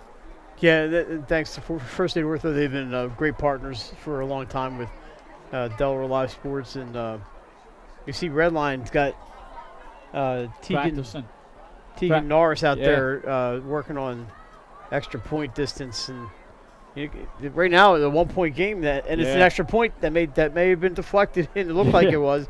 That is the difference in this game. It might have been helmet aided. We'll have to go back and watch the replay later on when we get back. All right, we're about ready to go to start the second half. DMA will receive the opening kickoff from the Red Lion Lions.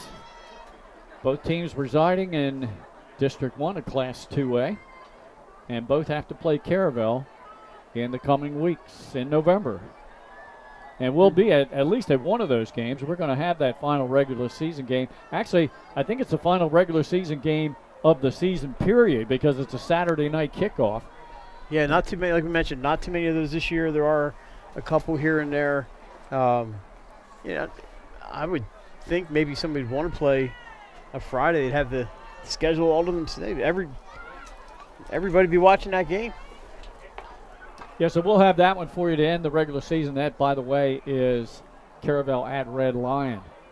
Caravel with a 19-game winning streak after their win over Del Castle last night, 58-12. The other scores from last night, we mentioned Conrad gets a big win over First State Military in 1A, 26-21. How about Christiana? You mentioned them, and another said football having a year. First win since 2009 over Glasgow, and that final was 25-12. Tatnall held off Tower Hill 40-33. They're undefeated this year, I believe, aren't they? Tatnall Hornets? I believe they are. Yep. I would say poor Tower Hill. Yeah, Polytech, let me finish up. Polytech beat St. Andrews 49-21. Those were the scores last night. Today, Charter 14, St. E's nothing, and Salesianum 30-13 over William Penn. Mount Pleasant last week 36-33 over Tower. Yesterday, Tatnall 40-33 over Tower. They're scoring points, but they just can't score enough. There's the kickoff, trying to come to the near side, checking off one defender, Muhammad, tripped up. The turf got it. Turf toe. Isaiah Muhammad with the return. Goes down shy of the 40. Belly flopped right out of bounds at the 40, so good position for the Seals. Looks like they're going to mark it at the 37. I want to just mention, too, Mike, that scoreboard that we just gave was brought to you by Dover Federal Credit Union, voted an 8-time First State favorite credit union. You can bank with a winner when you choose Dover Federal Credit Union. Yeah, and there was about a half dozen games on Thursday or so it was a spread them out. It was a spread the love. All right, ready to go. Start the second half of action. DMA moving from your left to your right across the screen, trailing 13-12. And Glenn, no wind to speak of tonight. This is just a perfect night. It is.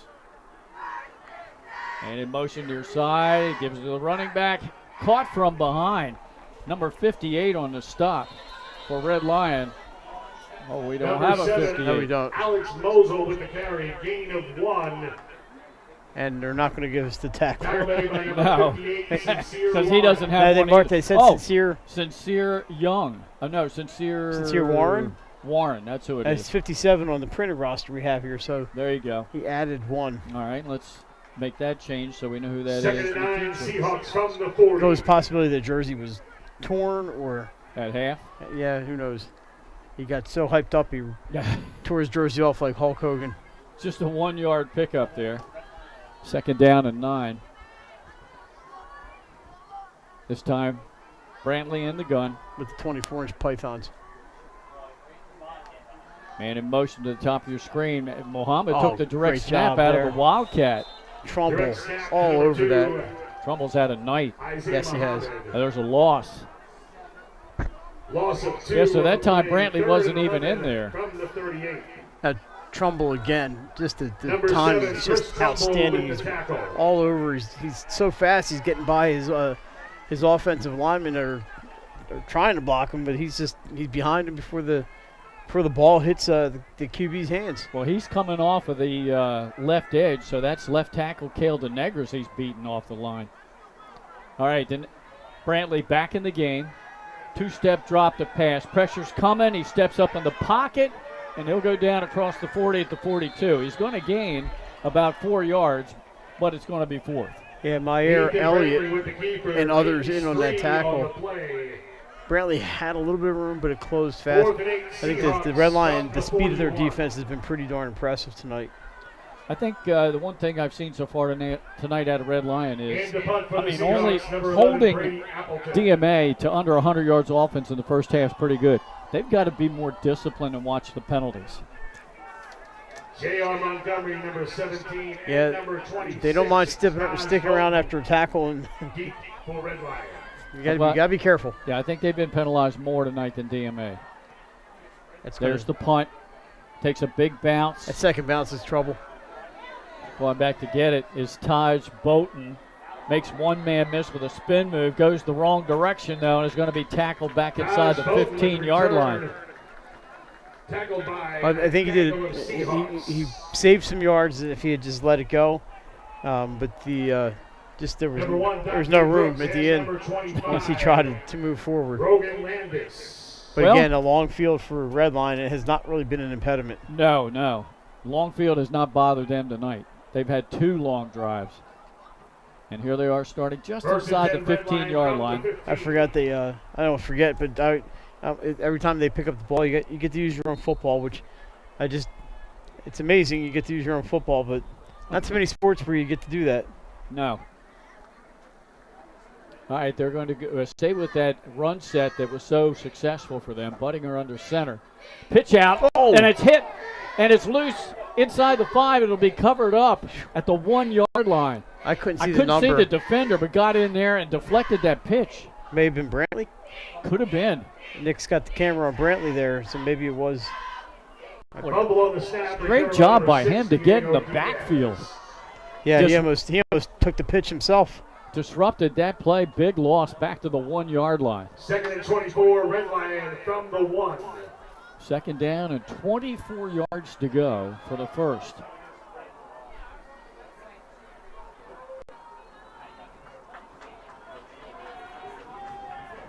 All right, here they come out of the huddle. Buttinger under center. High formation behind him.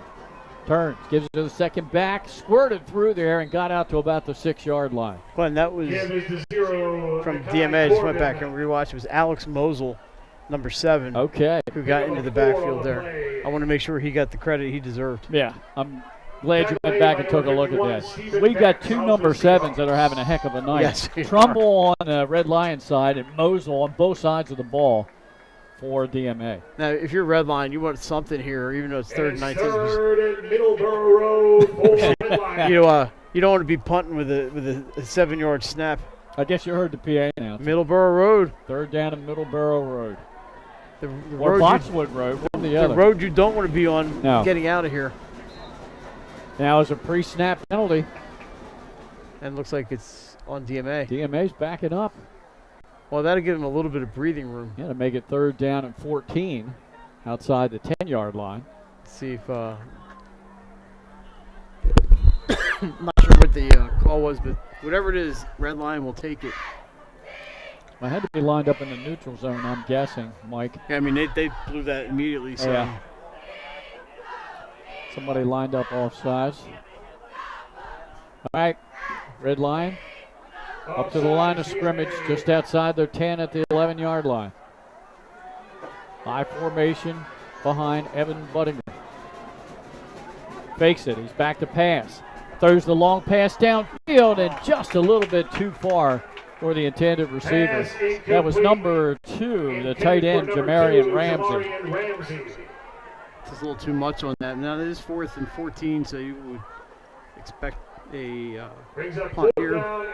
Yeah, DMA, barring something crazy here, is going to come away with really good field position. Just like the 78-yard punt we saw on top plays? Yeah, that was a good one. So back to punt is Matt Loverty, a sophomore. Have we seen them punt tonight? Well, they've faked it, I think, too, a couple times. So this might be their first punt. Standing in his own end zone.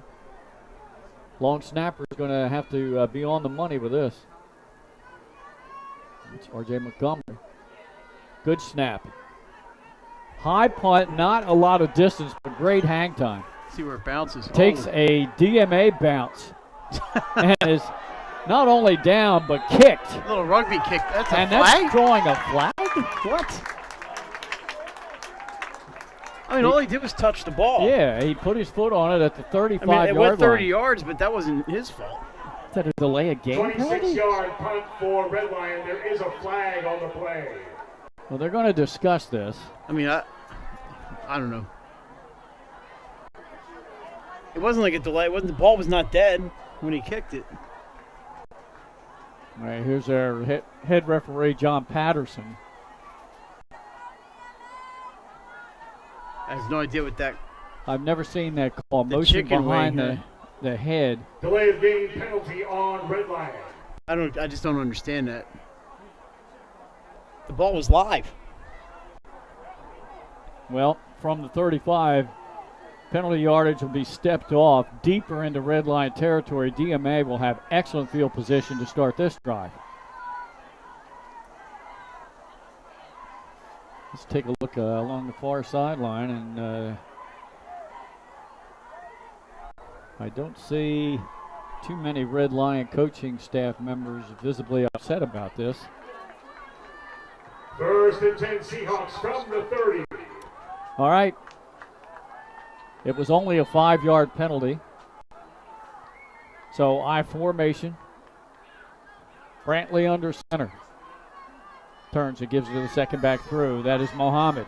And Mohammed gets down just about to the 26-yard line. Well, Who gained 4? Defense has been really good, and they're being called on again here to come up big.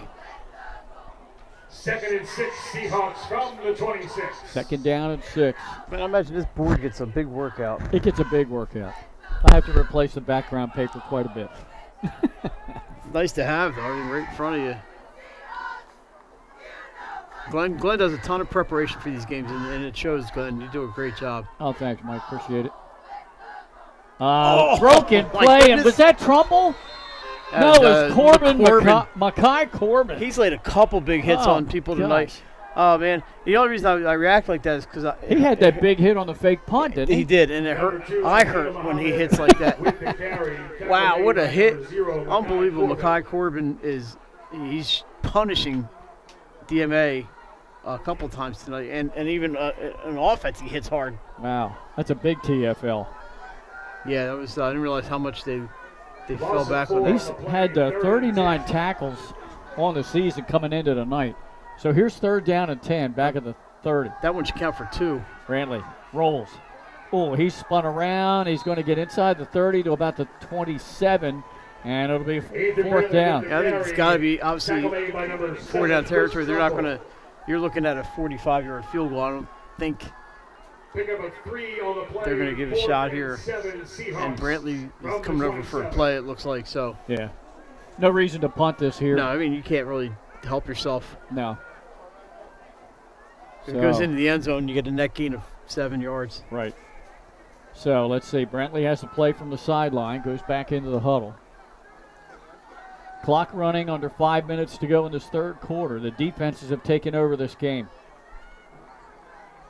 Brantley in the gun. 2 receivers to the bottom of your screen, a lone receiver to the top. Back to pass. Pressure coming from Trumbull. Trumbull chases him. And he got him. What a tackle by Trumbull. He sacks him back at the 40-yard line. Unbelievable. He just closed. The speed is just it's unbelievable on this defense. 13-yard. So officially at the 39-yard line. Wow. But a 12-yard loss on that play. 12-yard on the sack. Trumbull has 15 tackles for loss coming into this game. I can see why. I mean, the kid's timing is exquisite, and the speed. He just looks like he has all the tools to be just an impact player, and he's been a great player tonight. He's a senior. Yeah, he's a wide receiver too, so he plays both sides of the ball, as many of these players do in Class 2A and 1A. 4:34 to go here in a scoreless third quarter so far. Yeah, I mean, it's been entertaining without all the points. It's still been a very entertaining game, I believe. Taj Bowden or Diego Diaz. I can't tell yet who that. Buttinger's going to pass. A little pump fake. Now looking down the sideline. Jump ball. Taj Bowden got his hands on it, but he got turned around and he couldn't pull it in. But you just feel like at some point one of these passes is going to connect. But some great coverage by DMA. They're right on the receivers and making it really hard to catch. They got the hands right in the receivers' faces, and they're only a step or two. Their speed is also very good, being able to hang with these Red Lion. A lot of running backs going out, and there's a lot of speed on both of these teams. And give the defense credit. They are not making it easy for Budinger. Well, I got to talk to Caryville head coach John Reed during halftime. He said Taj Bowden actually started at Red Lion. Then he moved over to Elkton, and that's where he transferred Elkton to here. And, of course, he had to sit out the 30 days. There's the pitch out. Sweet. Far side of the field. Breaking a tackle. First down yardage and into DMA territory at the 48-yard line.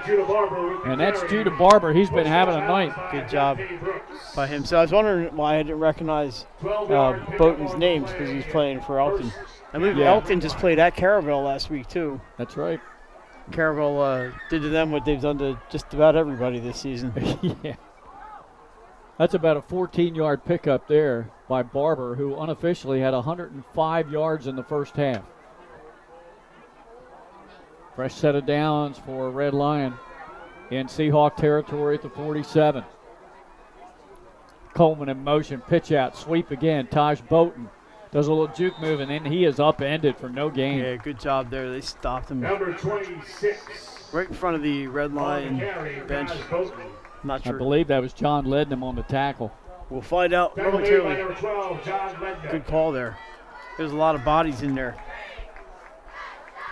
So Bowden had, coming into that carry, 2 carries for 60 yards in the game. He got nothing there. That really hurt his average. Takes you from 30 to 20 in one fell swoop. How about that? Clock running down to 3:35 to go in this third quarter. 2nd and 10 for Red Lion at the Seahawk 47-yard line. I formation behind Budinger, who's yet to complete a pass on the game. He's going to get another one here. There's that complete. That's the reverse broadcaster jinx. He completes the pass to Chris Trumbull. Pass complete to number 2, Jamarian Ramsey. Oh, that was Ramsey? I thought that was Trumbull. You're right, it was. Jarnarian, the tight end, having a little words with one of the DMA players. Closing in on 3 minutes to go here in the third. Still a 1-point Lions lead. Thanks for joining us on a gorgeous Saturday night. We are deep into the football season now. Yeah, we are. We're past the halfway point. Only a 3-yard pickup there, but the first completion by Budinger in the game. Got to have one. It's a safe pass, and it picked up some yards, so we'll see. Maybe it opens up that DMA defense a little bit. Budinger in the gun. Looks for Spencer in the near flat. They completed inside the 40 down to the 38-yard line. It'd probably be a yard short here. Pass complete to number 16. We're looking at Andrews, 4th down. By number 12, John. I mean, clearly it's go territory here. So he hadn't completed a pass in the first half. 2 consecutive receptions on just short patterns, little out patterns here in this drive. So it's 4th down and a long yard. I imagine we're going to see Bowden or Corbin on this one here. You got to watch out for the hard cadence too. Yeah, that's true. They could try to draw him off.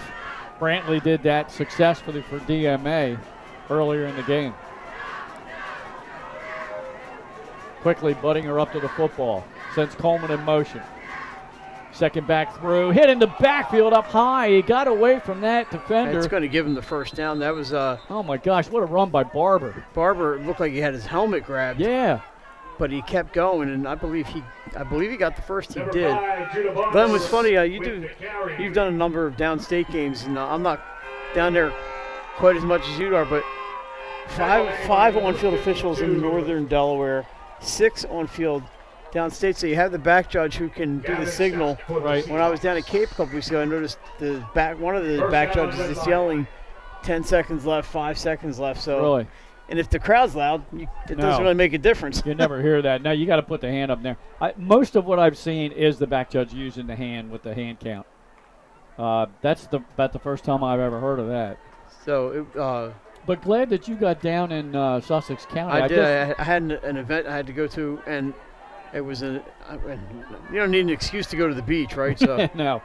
Look at Mekhi Corbin just pushing the pile, keeping the legs churning down close to the 32-yard line. And I watched St. Mark's and Cape Hemlow Open. Any excuse I get to go to Cape Hemlow Open, I'll go because that place is it's spectacular. It's love watching games. Legend Stadium. Legend Stadium. Mekhi Corbin a little shaken up there. He's gingerly trotting off the field. He was using the powerful legs there. Yeah, he's been great tonight as far as like not going down on the first time he's been hit. They seem to have a couple different styles of running back here, and you just wouldn't expect this much of a running game, but it's been really it's been fun to watch. Coleman in motion again, pitch out, going to sweep with Barber. He cut it up the middle of the field, hit up high again before he crossed the 30 to the 28. He's going to be a yard shy, and that might be the last play of this third quarter. Yeah, Barber more the speed guy, Corbin and Bowden mix of speed and some beef, shall we say, and we'll resume this discussion in the fourth quarter. Yep, we have 3 quarters in the books. There was no scoring in this quarter, but Red Lions on the move, up 13 to 12. We'll be back for the fourth quarter after this on Delaware Live, powered by 302 Sports.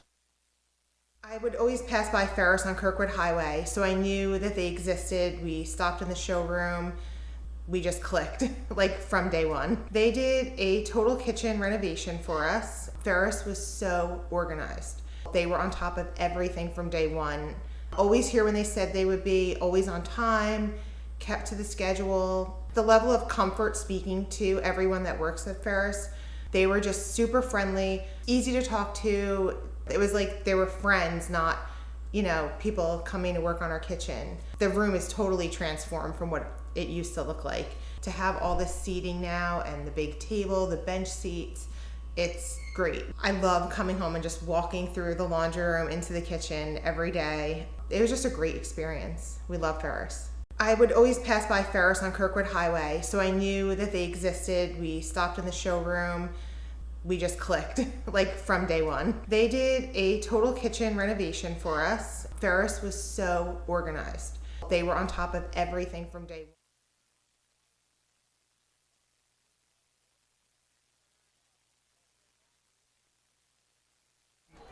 Back here at Fusco Memorial Stadium.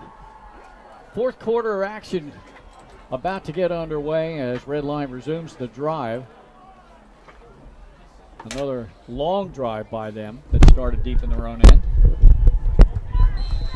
And they are ready to go with third down at about a yard. Buttinger stops, checks the sideline. They change the play.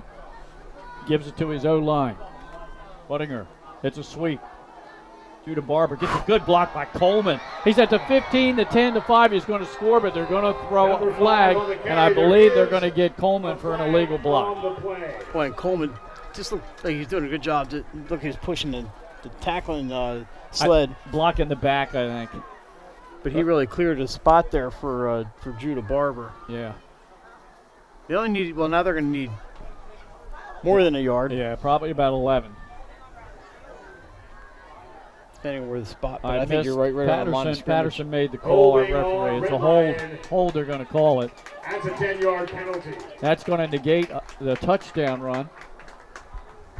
Is that the second one tonight that was called back?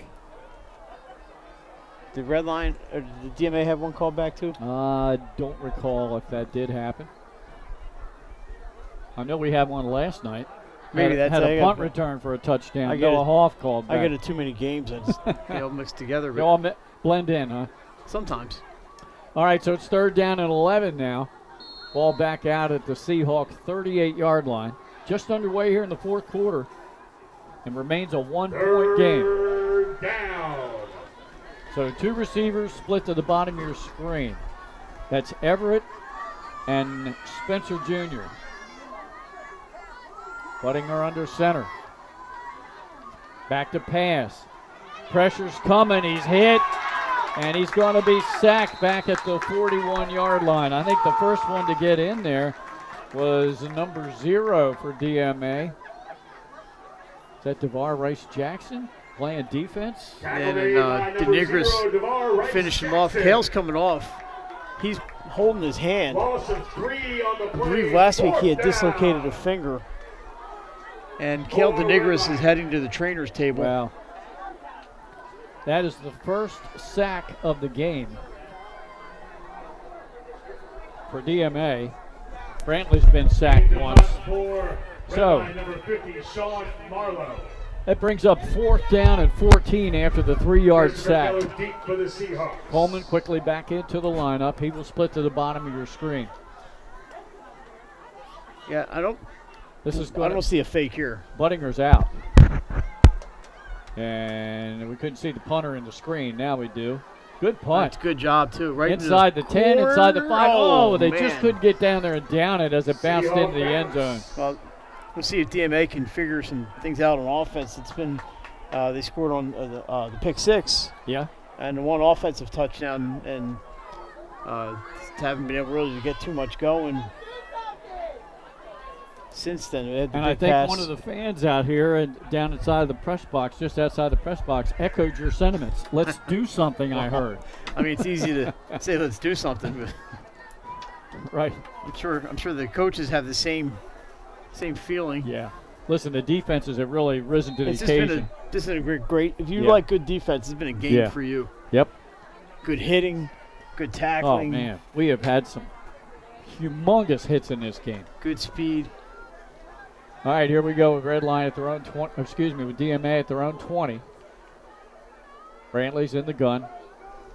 Takes a snap, hands it off. They're trying to sweep to the near side with Muhammad. Good stiff arm, and he's out across the 30 and has the first down. Out of bounds at the 32-yard line. Boy, Keldon Igris just pancaked a player who was in front of him and sprung for another 5 or 6 yards. That finger must be feeling okay. He probably just got it taped together. 12-yard pickup there. And a first down to move the chains for the Seahawks. Much to the delight of the home crowd down in front of us. Quickly coming into the lineup defensively for Red Lion was number 52. That's Rex Matthews. He's on the defensive line. Brantley in the gun. Fakes it. Play action. Back to pass. Throws far flat. Oh, that's a hit of the night. Did he hang on? He hung on. Chris Kelly juggled it, brought it in, and then he was slammed by Taj Boaton. Oh, my goodness. He paid for that reception. He did. First off, to catch that ball, because it was over his head, and he kind of juggled it to steady it, and then he paid the price. But he got right back up. They did. Credit to him. You just said we've seen some hitting tonight. Yep. There's a sweep. It's Muhammad again. There's a penalty flag. He crossed the 40 out to about the 44-yard line, but again, we'll check the laundry. Yeah, I'm sorry. That's holding territory, but we'll see. Tackle made by number 2, Jamarian Ramsey. I mean, DMA's already walking backwards. Yeah. And there's your official call. It is a hold on the offense. Glenn, the hitting in this game has just been, been something else. Holding on the Seahawks. Excuse me, I think we get some Advil after watching those hits. You know, I was down on the field before the game when the players were coming out of the locker room down here by the concession stand. And goodness, there's some big kids on these 2A teams. You got that right. 2nd and 13 from the 29. Penalty yardage stepped off back inside the 30 to the 29 of the Seahawks. So it's 2nd down and 13. 9.5 minutes to go in this one. Yeah, 1 point lead. Some size up front for both of these teams. Red Lion on top. They run that handoff again to Muhammad to the left side, and he is wrapped up by a trio of defenders. Yeah, we'll see if we get you number 52. 52. Rex Matthews was one of them that was in there. So he gained 2 yards. And it'll bring up 3rd down and 11. Good shots down there from our sideline guy, Nick Halliday, who's got to be right around there somewhere. Well, with 9 minutes to go in the game, Mike, you and I have to start thinking about player of the game. Yeah. Well, we'll start thinking about this game's still in the balance, but I have some ideas. Okay. Kelly's in motion. Keller just got the pass off before he was leveled in the backfield. Yeah, and he just couldn't. I mean, he wasn't hit before he threw, but I think he felt the heat. Brings up 4th down and 11. I think Matthews was the guy who got in there again. That holding penalty was huge. That was a drive killer for DMA. They had a first down. So now they're going to have to kick it away, I guess. We've seen a lot of fakes. We do have the two guys back. So it looks like J.R. Montgomery is one closest to us, and Bowden is back there as well. DMA's done a good job punting tonight, keeping the ball away from the returners. Good snap by the long snapper. The left footer gets the punt away. And also dropping it in front of them. Takes a sideway bounce, and alertly, they just get out of the way and let it be down. All right. 34-yard line, Glenn, with 8:28 to go. Plenty of time still in this ball game. 13-12. Red Lion had the lead at the half. That's where we stand in this one. This has been some of the hardest hitting I've seen all season at any level. All right, so let's start thinking about player of the game. If you think of Red Lion, you got to put Judah Barber in the conversation. He's well over 100 yards rushing. I mean, Bowden's had a good night. Yeah, in a defensive, Taj Bowden, in a defensive battle that we Trumbull. have, it might be a defensive player. Chris Trumbull's had there's a name right there. Outstanding night. We'll have to see. Yeah. Like Mike said, still plenty of time to go. Never know. Chevy Young, 6'4", 340-pound sophomore center. Buttinger turns, hands it off, just weaving through the defense. Built like out a across Chevy. the 40 to the 43, and that's why he got the nickname from his teammates. Yeah, Coach Anderson told me. Taj Bowden on the carry. He got 8 yards. And number 1, Just a sophomore. Just a sophomore, yeah. He's going to be bigger than a Chevy by the time he's done. They're going to have to change his nickname. Yeah, it was funny. I was asking Anderson about his first name, pronouncing it, and he said, no, we call him Chevy. His teammates gave him that moniker. He might be Mac by the senior year, or Mac truck. 7:50 and counting to go in the game. Second down and 2. Pitch out, sweep, going to the top of your screen is Taj Bowden. He had to cut it back against the grain, gets the first down. Yeah, good Across job. the 45 and out to the 46-yard line. Been so impressed with his vision, not just him, but the vision of these running backs to just say, hey, I'm not getting anything outside. Let me get a good look at the Red Lion cheerleaders here. And cheerleaders have brought it tonight. I'll tell you, the linebackers on the edge for DMA have done a great job on the sweeps. They're setting the edge. Yeah. And Bowden and Barber and Diaz, they have had to cut against the grain and equally have done a good job. They've done a really good job reading that and being able to make the adjustments. Buttinger turns, second back through. I think that's Corbin. Makai Corbin stiff arms the defender, gets across midfield. And they're going to mark him out about the 45, 46-yard line. Yeah, Isaiah Rice knocks him out of bounds. Isaiah Rice. And generally, when you see a defender just kind of go down and try to knock him out of bounds, coaches usually say wrap him up, but Rice is able to get him down. But a guy like Corbin, if you're not that close to the sideline, you're not really, most times you're not going to knock him down. He's a big kid, too. I mean, some of these backs have good size. Corbin, Taj Bowden does.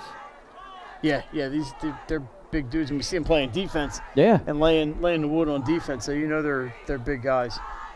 Second down and about 4. This time it's number 5, Barber with the ball, and he has a first down inside the Seahawk 40 at the 39. That's a 7-yard pickup for Barber. 14, Ethan Brantley. Brantley is slow to get up. And he's not getting up. No. So there's a good look at Evan Buttinger. Yeah. But yeah, Glenn, it's been, we have 6.5 to go, and it's anybody's game. Yes. You know, there's not much as a broadcaster, somebody out here watching the game that you ask for more than a competitive game. Yeah, believe me, I haven't had a whole lot this year. A competitive. I tell people, they're like, who are you rooting for? I said, you know what I root for when I go to a game? I root for a close game where nobody gets hurt. There you go. And hopefully that's the case here. And the player down right now is not going to be hurt. That is Brantley, I think? No. I think it is. Look, I don't see him in the group over here on the side. And I thought when I saw him trying to get up, I saw 14, but we'll see. Let's see a look at the DMA defense. Sitting here, number 51, Catching a Steven breather. Vance. Yep, number 12, John Lednam. Yep. Dante Brooks. All right, he's up on his feet. He's been shaken up a couple of times here tonight, but he's going off under his own power. I don't know, he looks a little bit woozy to me. Hopefully the young man's okay. Yeah, He's and the trainers, such an important two-way player. Trainers for are Coach always Terry. looking for head injuries. Yeah. And they're gonna. I'm sure they'll check him for that before they clear him to go back. Very good middle linebacker coming into tonight, had 19 tackles. He's walking around on his own over there, so Good. we'll see what happens. All right, down on the field, 1st and 10, 6:20 to go. 39-yard line of the Seahawks. Buttinger brings Coleman in motion, now he reverses. And now there's a whistle. Might be a delay. Illegal procedure. I saw the back jump blow the whistle. Yeah. Now, if you're red line, there's really no reason to throw the ball at all. No. You got the lead. And, I mean, it's a 1-point lead, but you have the lead, and you're just chewing up clock. And your defense has played outstanding tonight, so you might as well just keep it on the ground. Make DMA call the timeouts. They haven't called any yet. I think they have all 3. No.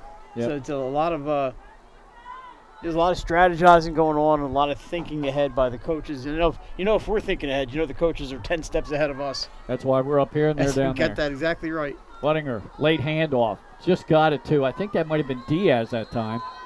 Down to the 39-yard line it was, and it was Barber again. So he got 5. He got the penalty yardage back. Did a busy night for Pick Junior up Barber. 5 on the play. And another Seahawk down. Yeah. And that's Dane DiPaolo, number 53, who's down. Look, that looks like cramping. When they came out of the huddle, when Bradley was down, DiPaolo was kind of gingerly walking back out there. So maybe he tried to give it a go, and we'll see. Yeah. Is that Coach Anderson on our screen? Yes, it is. That's Ken Anderson. Also the athletic director at Red Lion. You got that right. They were working on his leg. I'm hoping that's nothing but cramping. Glenn, have you done a game at Red Lion? No, I have not. Not football. A couple of softball games. They have. It was a great facilities down there, and you like going up into that crow's nest in the softball field. You can see it's a great view. You got a good view except for those pine trees to your right. You can't see the ball going out to left field. And it's a little snug up there, but yeah, it's nice. It's a great vantage point.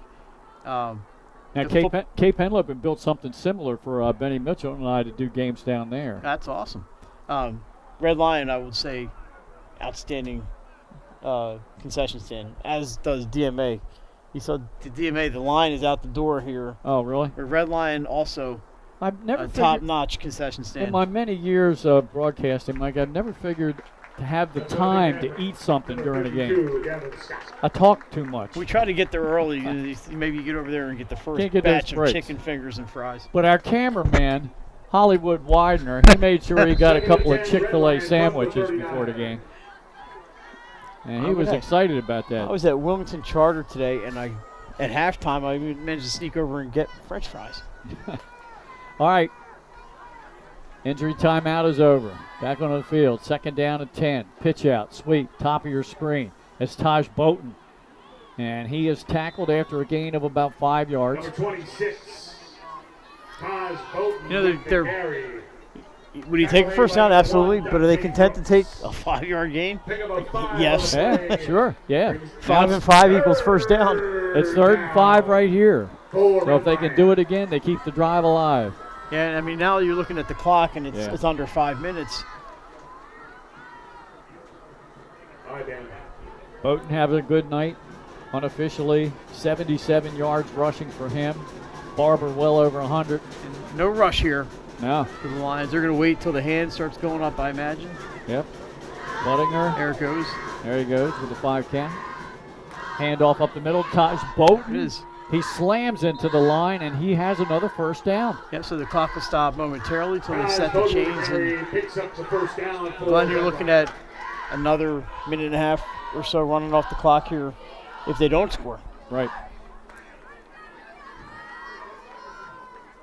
Unofficially, now I have Bolton for 85 yards rushing in the game. the team well over 200 yards rushing, Red Lion. As they break from the huddle, clock running now down to 4 minutes to go.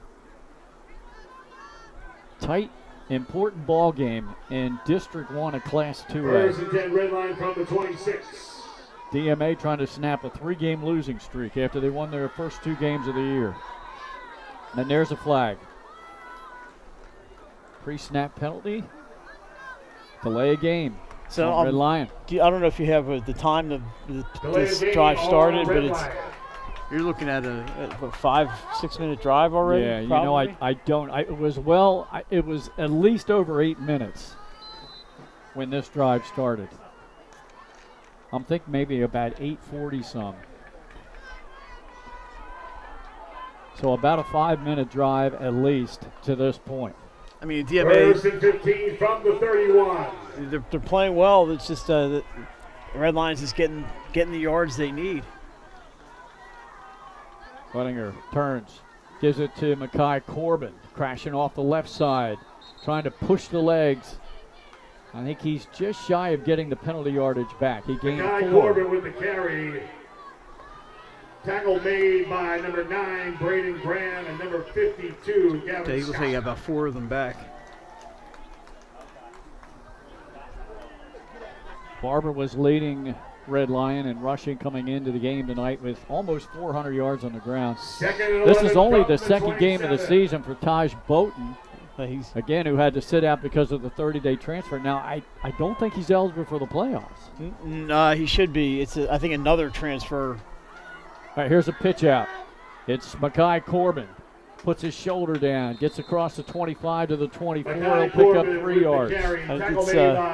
It's interesting. You know, something's probably worth checking out. It's going to be a timeout here for McCain, DMA, and Coach Carey used to be at McCain. Yeah. Well, it's a good timeout because you got a 3rd down and 8 coming up here. Yeah, this is an important play. I mean, and if they score, then they have to think: do we go for 1, which makes it a 1-score game, or do we try for 2, make it a 2-score difference, a 2-possession difference, and that would be. That's why Coach Anderson and his buddies are getting the big money. I can sit up here and speculate. This will be interesting to see if they don't get the first down here. Yeah, I mean, you just never know. I know the defense is held all night, but it just takes one play, right? And then they could go 70, 80 yards in one play. All right, the offense for Red Lion. It's been pretty straightforward, you know. Back out onto the field. Boom. Smash mouth right up the middle and around the edges. So the fullback will be Diego Diaz. Behind him, Taj Bowton. Buttinger under center. Fake to Bowton, play action. He's looking into the end zone. Was it a catch? It was intended for number 16, but batted away. Pass intended for number 16. He had 3 defenders back there. That's a gutsy call. Excuse me.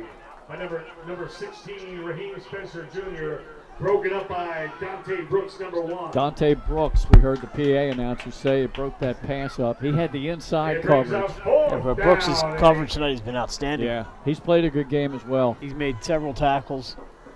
He's broken up passes, and then he has their first touchdown. And here's where Coach Carey's timeout even bears more fruit. Incomplete pass, now you got more stoppage. Yeah. So 4th down and 8 with 2:45 to go. A chance to get off the field and get the ball back to the offense. We'll see what they... Doesn't matter if they run or pass, the clock's going to stop if they do not get a first down. All right, so Buttinger in the gun. Mackay Corbin behind him. I think and now we got a whistle here. Red Lion timeout. Well, they have 3. You might as well. Yeah. This is a big play here. Get the first down, and you're looking at possibly running out the clock. Right. So we know DMA has 1 timeout they used. So at best they have 2 left. And then I think this is the first one for the Lions. Glenn, next week, these teams both heading up to the Brandywine School District. Red Lion, if I looked at this right, Red Lion is at Mount Pleasant on Saturday at noon. If I remember correctly. And then DMA on Saturday, the early start, 10:30 at Concord High School. It's the Concord High School Hall of Fame game. By the way, if you're a DMA fan, you're going to head up there to Naaman's Road. No tickets sold at the gate, so you want to get those ahead of time. That happens at a lot of schools these days. You have to have those tickets online usually ahead of time. All right, timeout is over. They're going to spread the field, but that doesn't mean they're not going to run the ball. You spread the defense as well.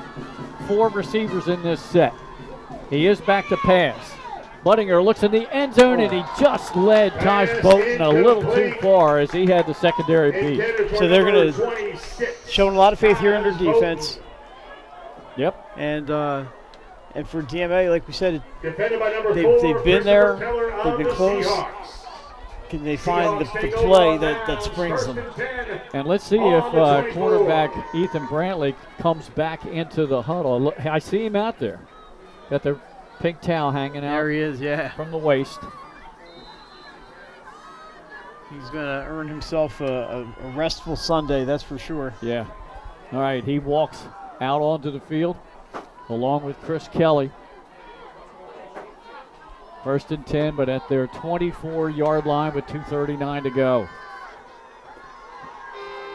Brantley in the gun. Back to pass. Throws in the middle. He completes it up to the 30-yard line to DeVar Rice-Jackson. Ethan Brantley complete. You give him the 31 on that play. Number 0, DRJ DeVar Rice-Jackson. Pickup of 7 on the play. 2nd and 3. Runs 2:21. Yep. 2nd down and 3. Rolls to the top of your screen, being chased by Coleman. Now he just throws it, and it was not catchable, out of bounds.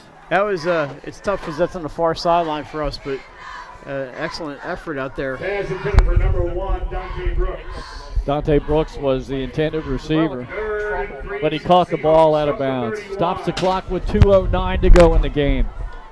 3rd down and 3 coming up.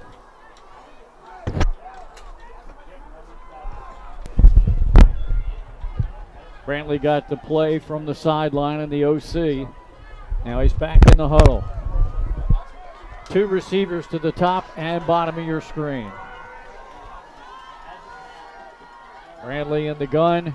Keller back there with him. They're overloading here on the right side. Man in motion to the near side's leading him. He's back to pass. Throws middle of the field, and it's picked off by number 2. Down the sidelines, he's going to score. Jamarian Ramsey with the pick. I think he picked it off at about the 35, maybe close to the 40-yard line. And did a great dance down the sideline to stay in bounds. He did, and that pick 6 will now extend the lead out to 7 with just under 2 minutes to play. And so the scenario that we talked about, here we go. Do you go for 1 or 2? Right. Red Lion touchdown. Number 2. They're deciding right now.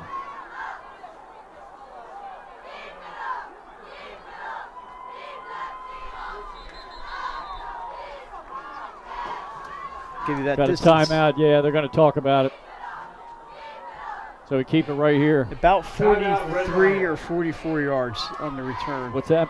43, 44. Okay.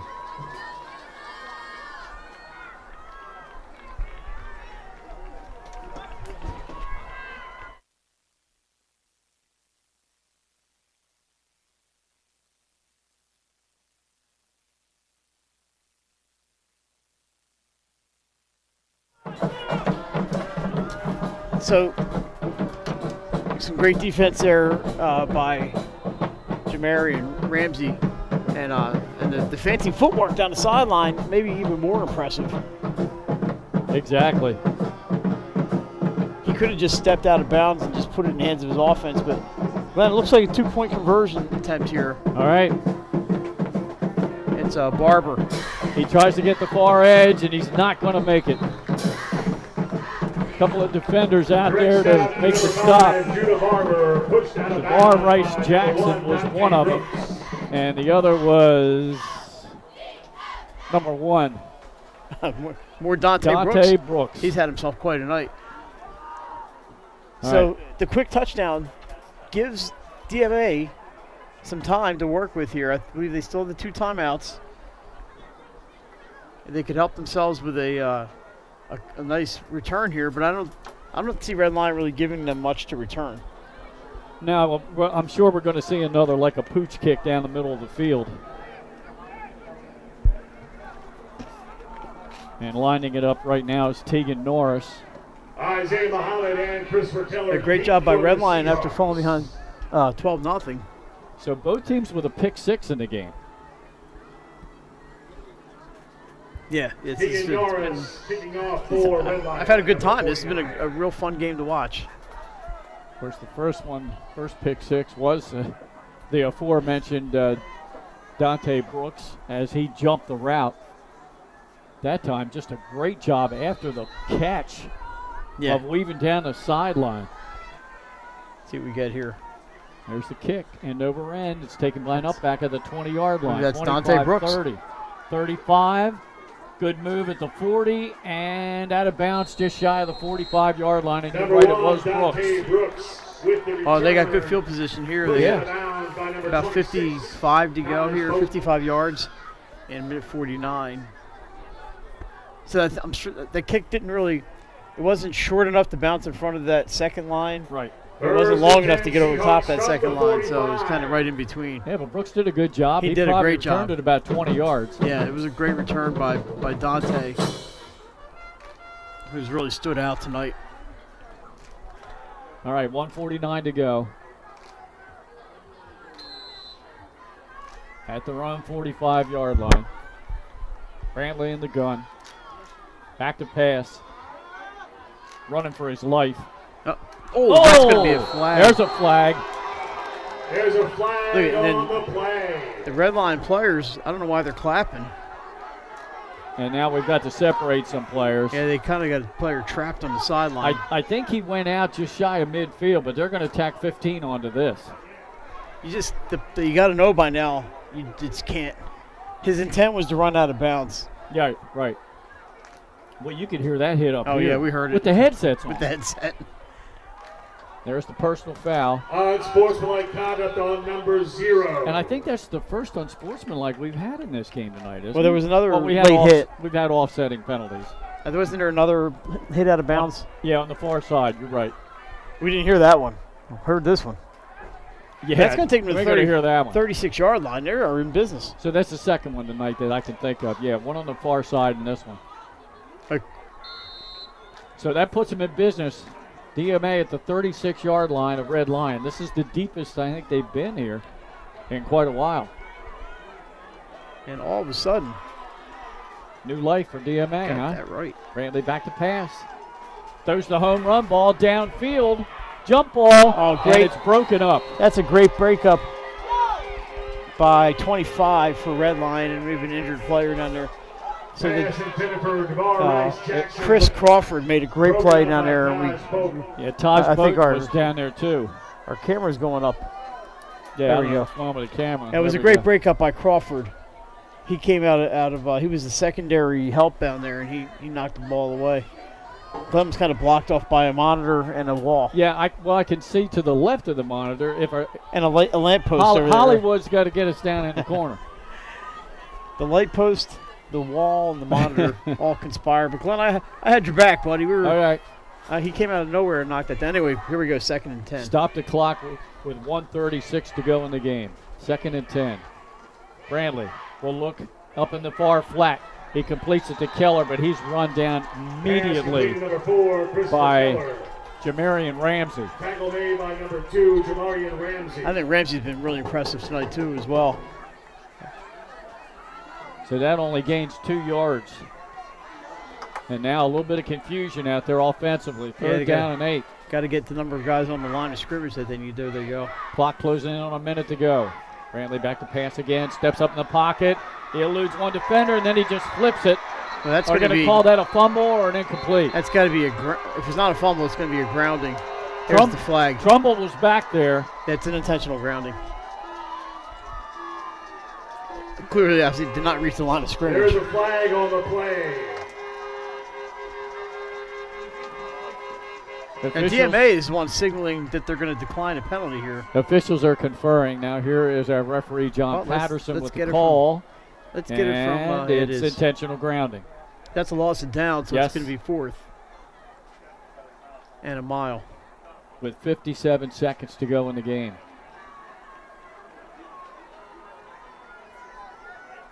So the ball will be spotted on the Seahawks side of midfield at the 48-yard line. That is one spot foul that remains Browning on number 14. where the penalty is. And they move. I'll be hitting down to the sideline shortly as we get our player interviews. That's the wrong piece. Yep. That one from there. So we have a timeout on the field. It's yep. Why are they moving the? Is it a turnover? They're moving the chains as well as the down marker, which doesn't really make any sense. I don't know. Well, the down marker across the field from us, which is always on the visitor side, by the way. 4th down, and it looks like 4th and 17. So coming out of the timeout, barring a penalty or something crazy, DMA's last-ditch effort. Yeah. 57 seconds to go. We, from our perspective, can't ask for more game that came down to the last minute here. It did. Yep, a defensive battle here tonight. When you figure there's 5 touchdowns on the board, 2 of them are defensive. And I thought Brantley threw a real nice ball tonight. He did. Been on the money with the throws.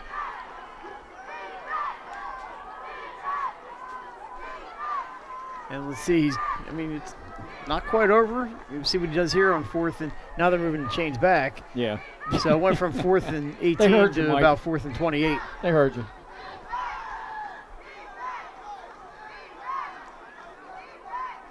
But whatever, either way, it's a long way to go. He's got to get to the 28-yard line, it looks like, from their own 48. That's 24 yards if my math is correct. Or we can go back to that 4th down in Middleborough Road, Boxwood Road, something like that.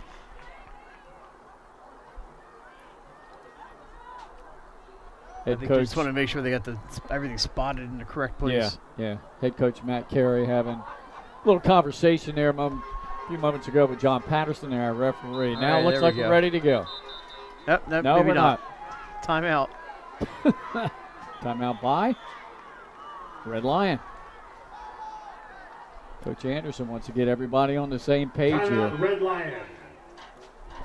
I want to thank Jeremy John for hooking us up tonight. Jeremy always very accommodating, and the folks here at DMA always willing to help us out.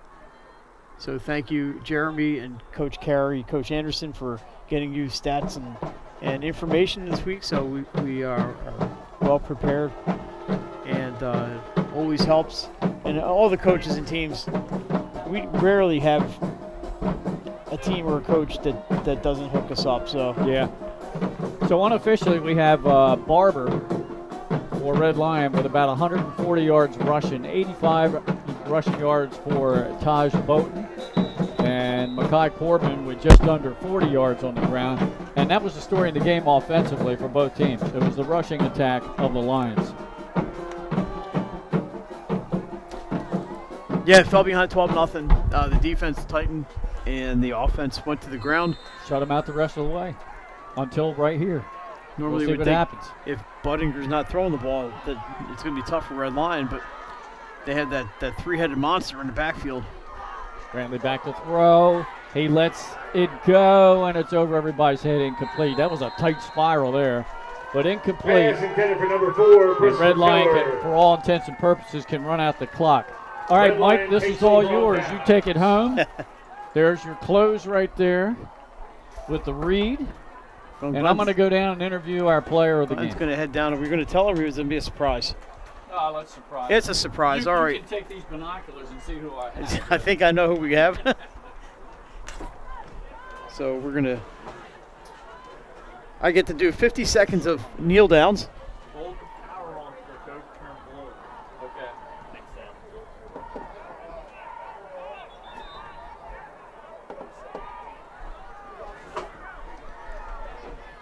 Sam. And it should just be a couple of kneel down. Thanks to Glenn Fraser, the usual outstanding job here. I'm just here filling space and controlling the audio. Glenn did all the hard work tonight. Red Lion coming into DMA into Fusco Field. While they don't kneel down, they're going to run. I think DMA has one timeout left. There is a stoppage of play. Tackle made by number 9. Red Lion will improve to 4-2 this season. Akai Corbett with the carry. DMA is going to fall to 3-3. Thanks to Chris Widener, our cameraman up top, Nick Halliday on the field, Jason Winchell, our producer tonight, Glenn play-by-play. I see Nick down there on the field. He's ready to go. Benny Fulton, thanks to Benny for here taking our still photography. We will be back Thursday night from Abyssinia Stadium. It's going to be St. Elizabeth and Christiana. Viking on Vikings. And then Howard at Odessa on Friday. And there's the kneel down and 30 seconds to go, and that's going to wrap it up. The teams are going to shake hands after a hard-fought game. We see Keldon Nigris out there, and number 9 for DMA, that is Braden Graham, out shaking hands, and good to see the sportsmanship after a hard-fought game. A lot of hard hitting in this game. Your final score is 19-12.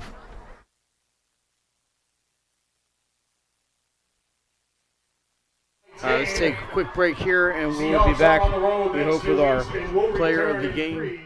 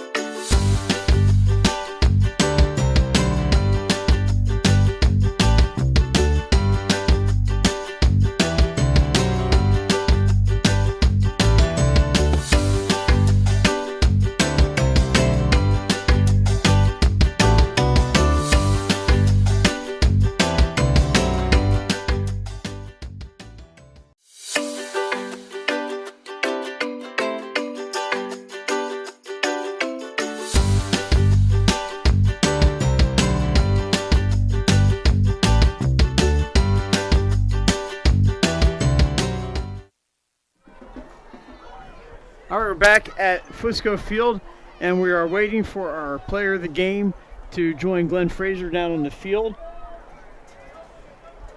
in 1 second.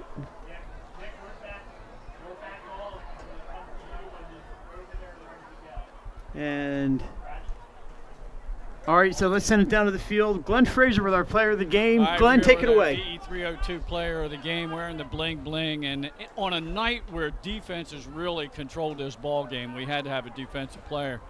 You were in the backfield a lot, chasing the quarterback, a lot of hard hitting. Chris Trumbull, good game. Yes, sir. Thank you.